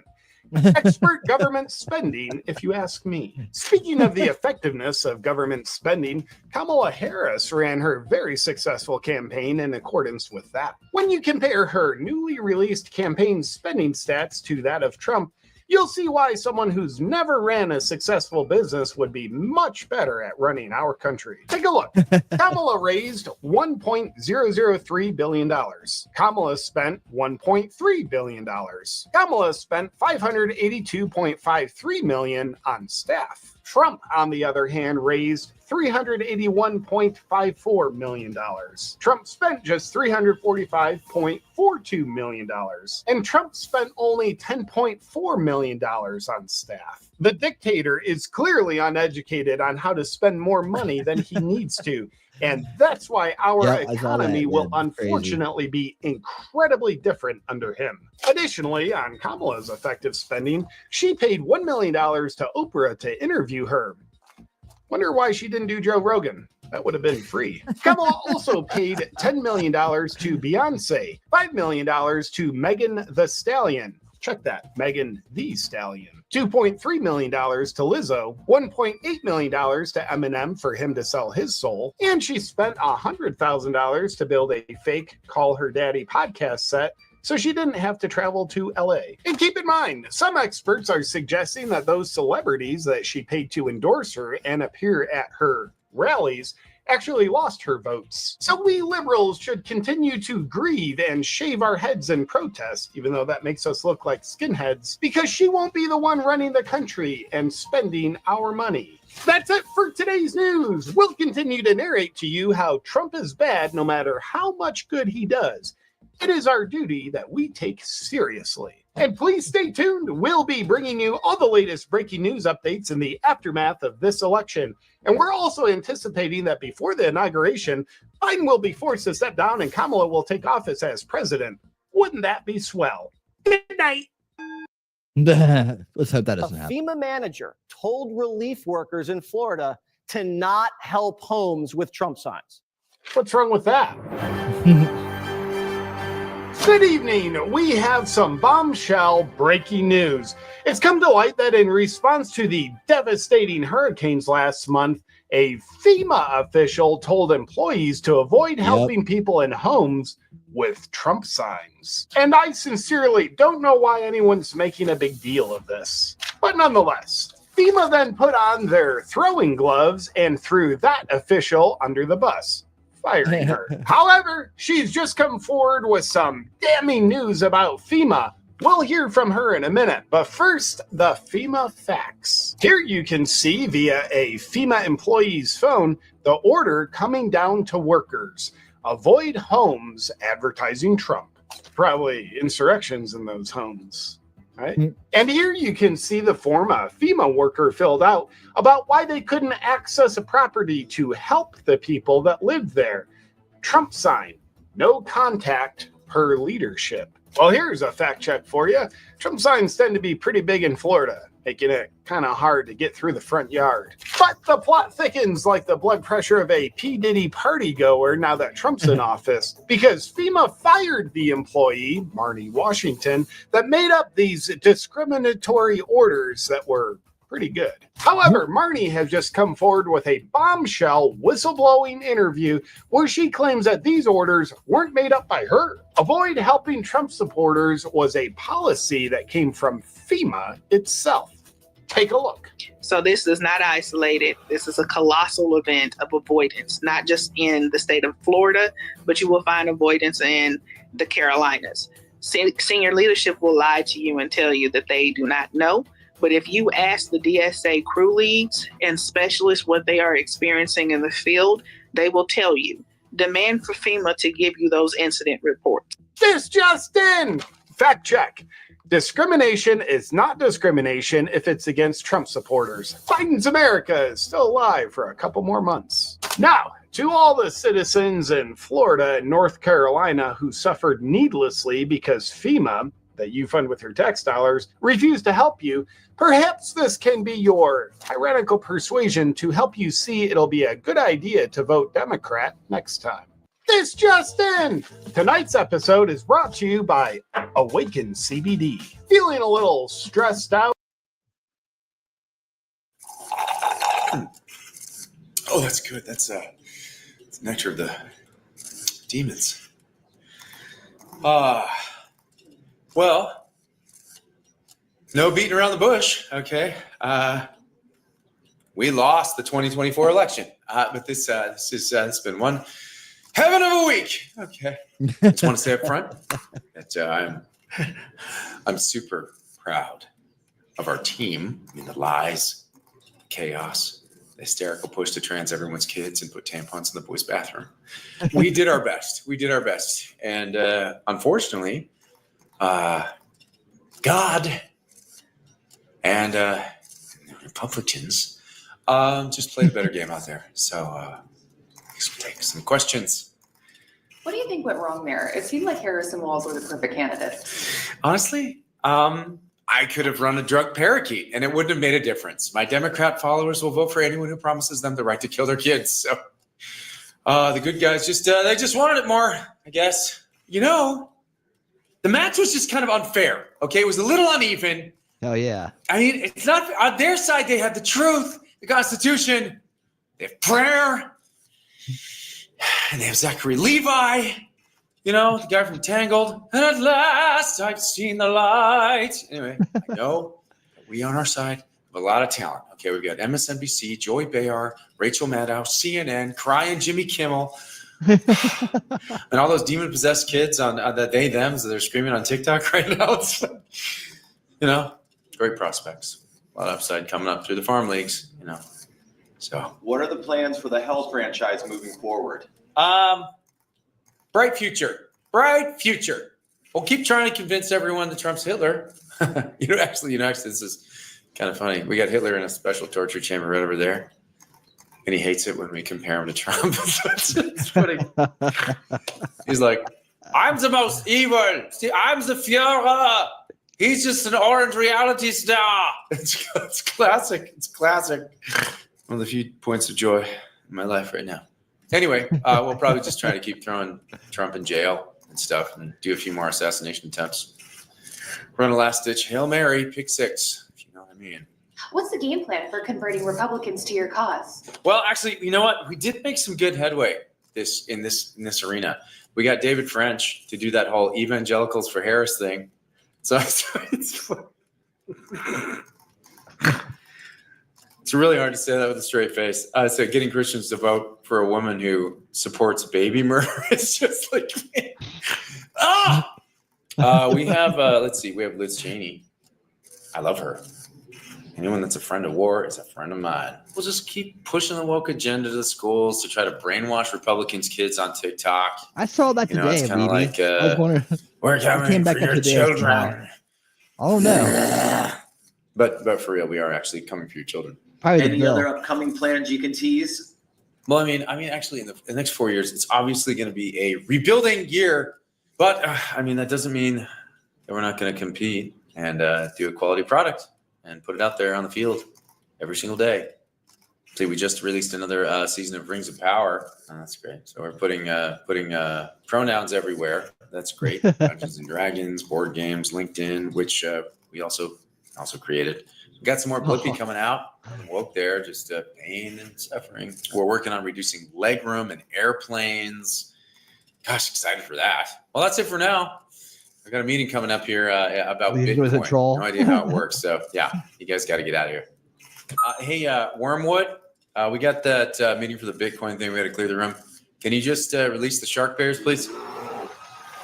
Shark bears. Toodles. Oh wait, they always get. Even though we lost, I still got to thank everyone who did their best to advance my agenda. Beyonce, Taylor Swift's cats, all cats, really. They're part of my army. Megan Thee Stallion, Bruce Springsteen, Obama's, Eminem, everyone at Planned Parenthood, and Krasenstein's. Nice. Oh, Babylon hey, Bee. friends. You might be one. It's been 1 week now since the election. Can you believe it? I think we're all still riding high, and we're already making America great again.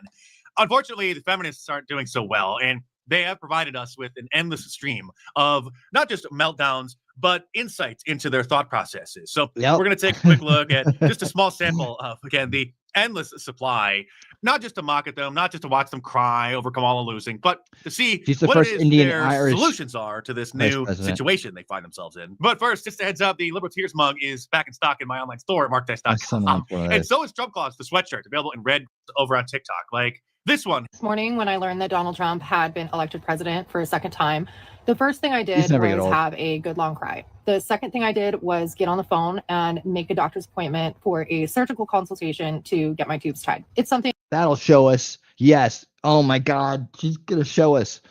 She's gonna show us, man. Don't you dare. Don't you dare. that I've been thinking about doing for a really long time, and I feel like now it's the dare. appropriate time to do it before my option to choose that for myself and for my body is stripped away from me. Nobody's going to ban tying your tubes, lady. And if you get knocked up from Tyrone from a drunken night out at the bar and you want to get an abortion, even if that's not legal in your state, you can just drive a few miles to your neighbor's state and get one. Guys, how do you feel about a lot of us? Does she have a filter on her? Is she using a filter? This has to be a filter, right? This can't be real. Blue voters filing, I don't know if it would be a civil suit or a class action suit against Donald Trump and his minions for the stress and the anxiety and the effects on our mental health and physical health and well-being, along with the suffering of our relationships that Donald Trump has caused us. I don't know, is it civil suit, class action suit? I think it would be appropriate. Who's in? I'm in. Okay. Sign me up. Let's go. Can someone tell me what MAGA men find attractive so that Maria Diet, how you doing? Thanks. Okay, well, you're welcome. Okay, I didn't know. The most miraculous thing about this election is that it jolted millions of feminists across the country. This is the same woman from earlier that says it. Isn't this the same one from earlier that said that she wanted to? She told her family that they were no longer going to be in her life and to give her brother all of the money or the inheritance or something. To finally understanding that they shouldn't enter into relationships, let alone have sex or get married with someone who they don't share the same values with. This carbon-based life form I will present without comment, because if you can't say anything nice, you're not supposed to say anything at all. So I'll just let We're you here for you, watch and Underdite. judge We're for here yourself. for you. Well, it's been rough. It was not what I was expecting at all, considering some of the rhetoric he has said. Lottie pie, I thought what's we up? as a nation were smarter, but I guess not. To my transgender and friends and, the people who it affects, as long as you stay alive, they cannot say we don't exist. Okay, this one has a twist. Wait till you hear the twist, right? Being a Satanist means rebelling against them because they're wrong. And as long There's your Satanist. There you go. There's as you draw breath, every breath you take is a rebellion. Keep on That's a fighting Satanist. because you just have to. Hail Satan, hail reason always. Obviously, Satan isn't really helping with your situation. I would just politely recommend that you go with the other guy. That's what a Satanist looks like. Jesus. This woman's white guilt has gotten so bad that she has now denounced her fellow white women since so many of them voted for Donald Trump. Black women have every right to not trust ever again white women. None of them? That 52% of you, again, voted against your own interests. Voted showing you don't care about the welfare or the lives of Black women. Oh no. Now that Angry Grandma's told us that, it has to be true. With blue hair. This is that's not Angry Grandma, is it? That's leftover 70s Bulldyke in it. So here's a problem that I have dealing with my MAGA sons. Oh no. They get very, very offended if I say that I think that they are ignorant. Why do we do it? Some things. I used to know. They're not offended. They're just tired of their brain dead mother continuing to watch and believe the clowns on CNN and MSNBC. Because of their support for this rapist and felon. I keep forgetting that he's a convicted felon because look at this. Look at she's so certain of herself. These women talk and they're so certain of themselves. They have this expression on their faces, the lips, the eyes. They always come across the same way. It doesn't matter. But here's the thing. I have two choices when I try to understand why they would support wine and Valium. An abhorrent human that goes against every value I try to instill in them. Here's my two choices. I can believe that you are ignorant, or I can believe that you are evil. Oh, not that they just don't want the country flooded by illegal aliens, or they don't want their tax dollars going to pay for them. They don't want wokeness crammed down That's hilarious. That's exactly what we think about people like her. their throats. No, they must be they just don't get it. They're ignorant. Or they're evil. Oh, I just think ignorant is the kinder choice. Imagine if your poor mother was this insane. This is the kind of conversation she should be having with her other lunatic liberal friends, not recording and posting on TikTok for the world to see. This woman decided to shave her head in order to fight the patriarchy and then documented the whole thing. Nice. Making a vlog Do it. on TikTok. Look at how happy she is. She despises her own self. This woman's afraid to leave the house. Sure. Her TikTok name is Kitty Cat Camera, which obviously means that she is a crazy cat lady. She's afraid to go outside now. Oh boy, I'm not ready for the world. I just came back from the grocery store and I saw a white woman with a Trump bumper sticker on her car, and I told her exactly what I thought of her. I called her a dumb B word. Oh. I don't even like that word, but Judge so Maddie, what's up? Because I'm not ready. Yeah. Anyway, I hope you guys are doing okay. Yes, please do. We don't want you hurting yourself or others. We need to make mental institutions great again because our country is unfortunately inhabited by many people like this. If you're queer and your family voted for Trump like mine did, hi, hello, I'm your mother now. Just checking in. Have you drank water today? Did you eat? Aren't you happy? There's your mother now. Wow. Did you take your meds? Did you breathe? Are you breathing? You gotta breathe in your belly, babe. We could go on for hours and hours and hours. I'll just show you a few more, like this woman who didn't think there's anything weird about posting this. And to know that my family, the people who raised me, voted for a rapist. It's so invalidating. So did you. His name's Joe Biden. Oh, you're probably Bill Clinton too, right? Oh, actually, but I'm white. I should not be taking. You should not be recording yourself bawling with your mascara running down your face and posting it on the internet for the world to see. So you should be telling these problems This will to show your people therapist. how I feel. I wasn't sure if she was just trolling and a good actress. So being your trusted media analyst, I went to her TikTok page, checked out some of her previous videos. She too is 100% serious. And surprisingly, there are a small handful of millennial or Zoomer supposed males who are also taking to TikTok to rant about it. And this guy did the ultimate response to one of them. Okay, so to my white passing men, how do we signal to each other that we did not vote for Trump? All right, dude, we got you. Check this out. This is easy, really easy to do. My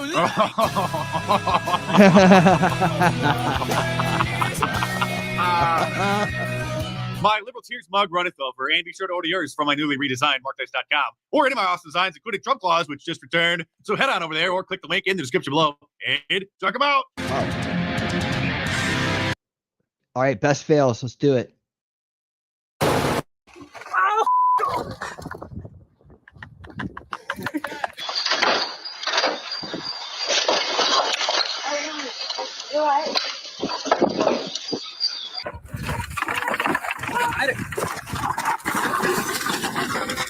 Oh, the good old days.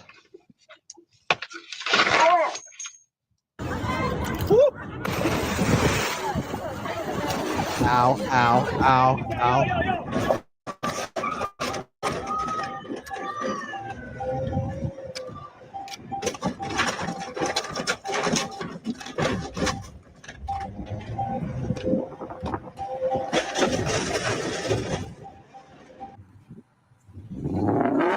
Oh, bingo, I got action.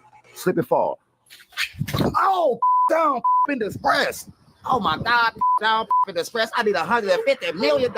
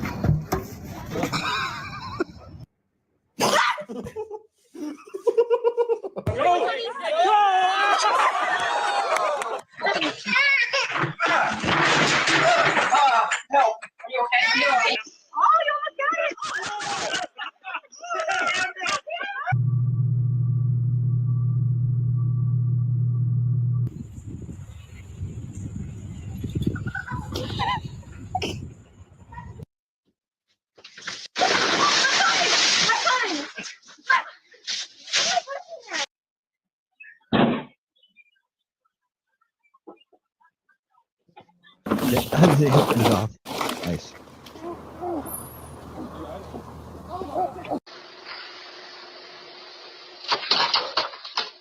It wasn't meant to be. These things happen.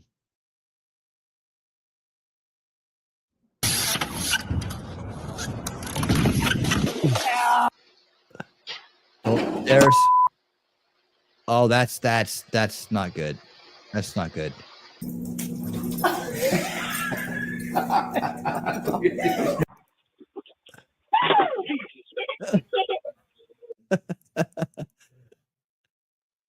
How romantic. If you're wondering how we got a free police dog, it's because he failed. You don't like it? Come here, Champ.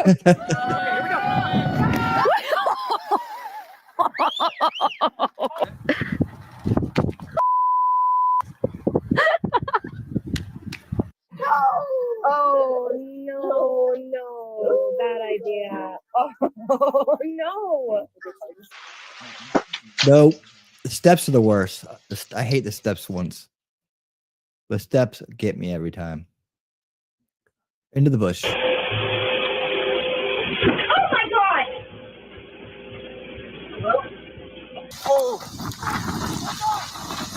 Oh, no. Wow. Holy.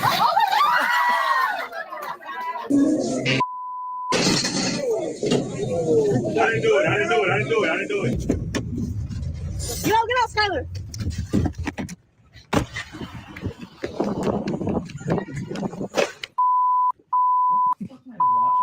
Random person's car is in neutral.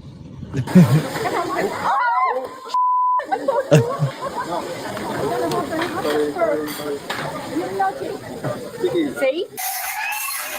No. Oh. The bush face plants. Yes, all of them.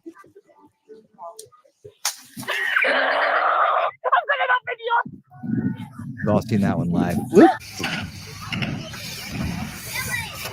Oh. Face plant. Face plant.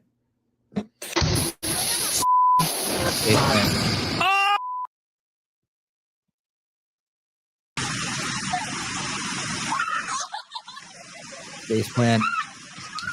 Oh, back plant.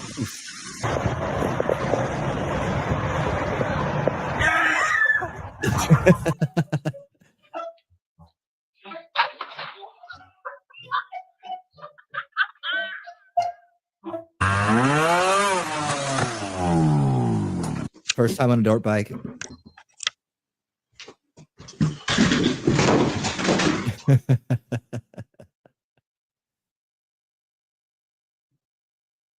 Can't get in. What? I missed No? that. Cat plant.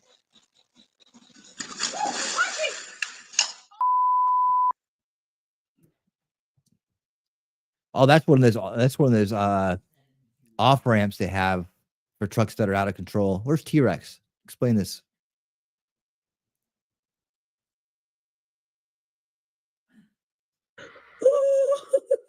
Uh-oh.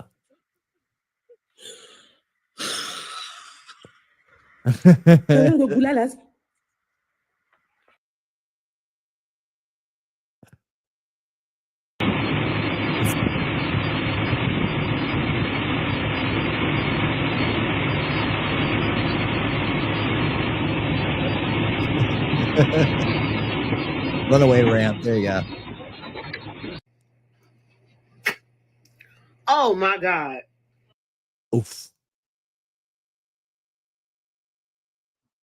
Never good. Never good. Oh. These glass bottles, chocolate milk. The steps always suck. But everybody here's falling down steps, right? Or up steps, or everybody here has been hurt by a step, right? He's gonna want to buy it.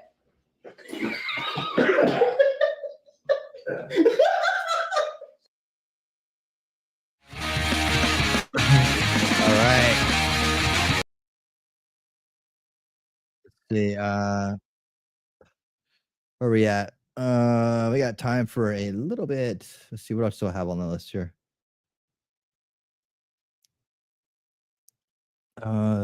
Man, we haven't done cat things in a while. See, I've fallen down staircases, not steps. I fall up steps. Okay. Awesome.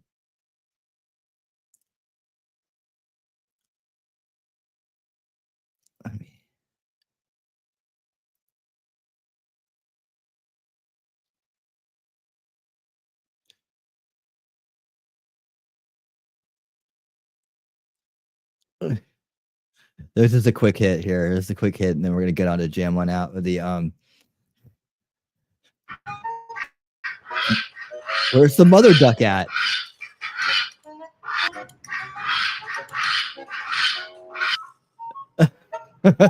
Busted.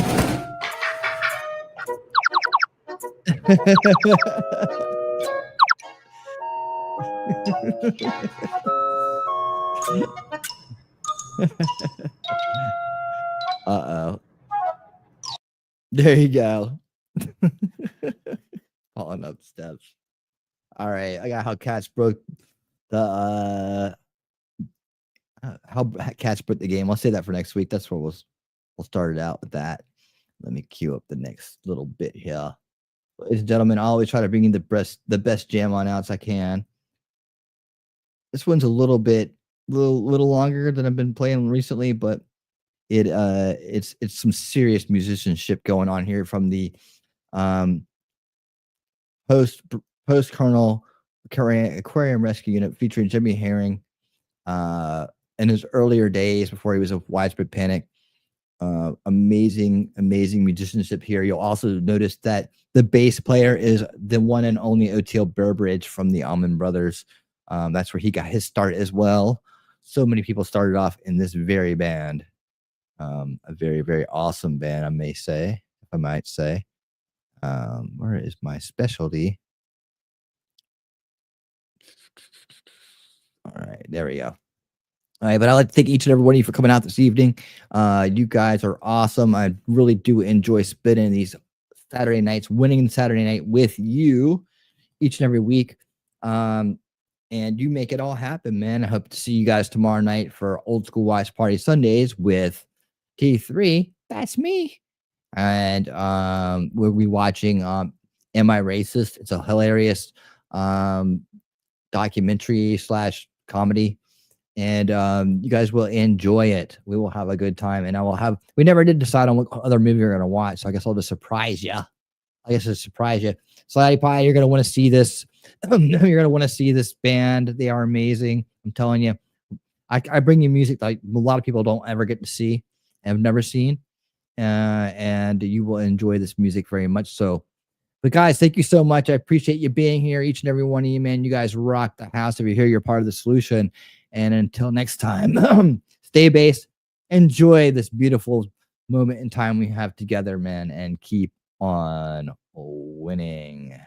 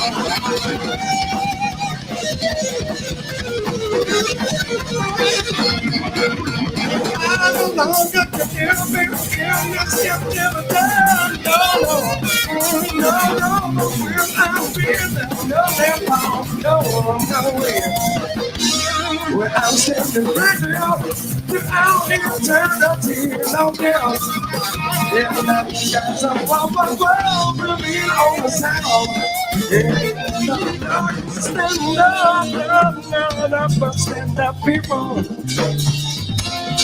Stand up. Stand up, stand up, people. Down, down, down, down.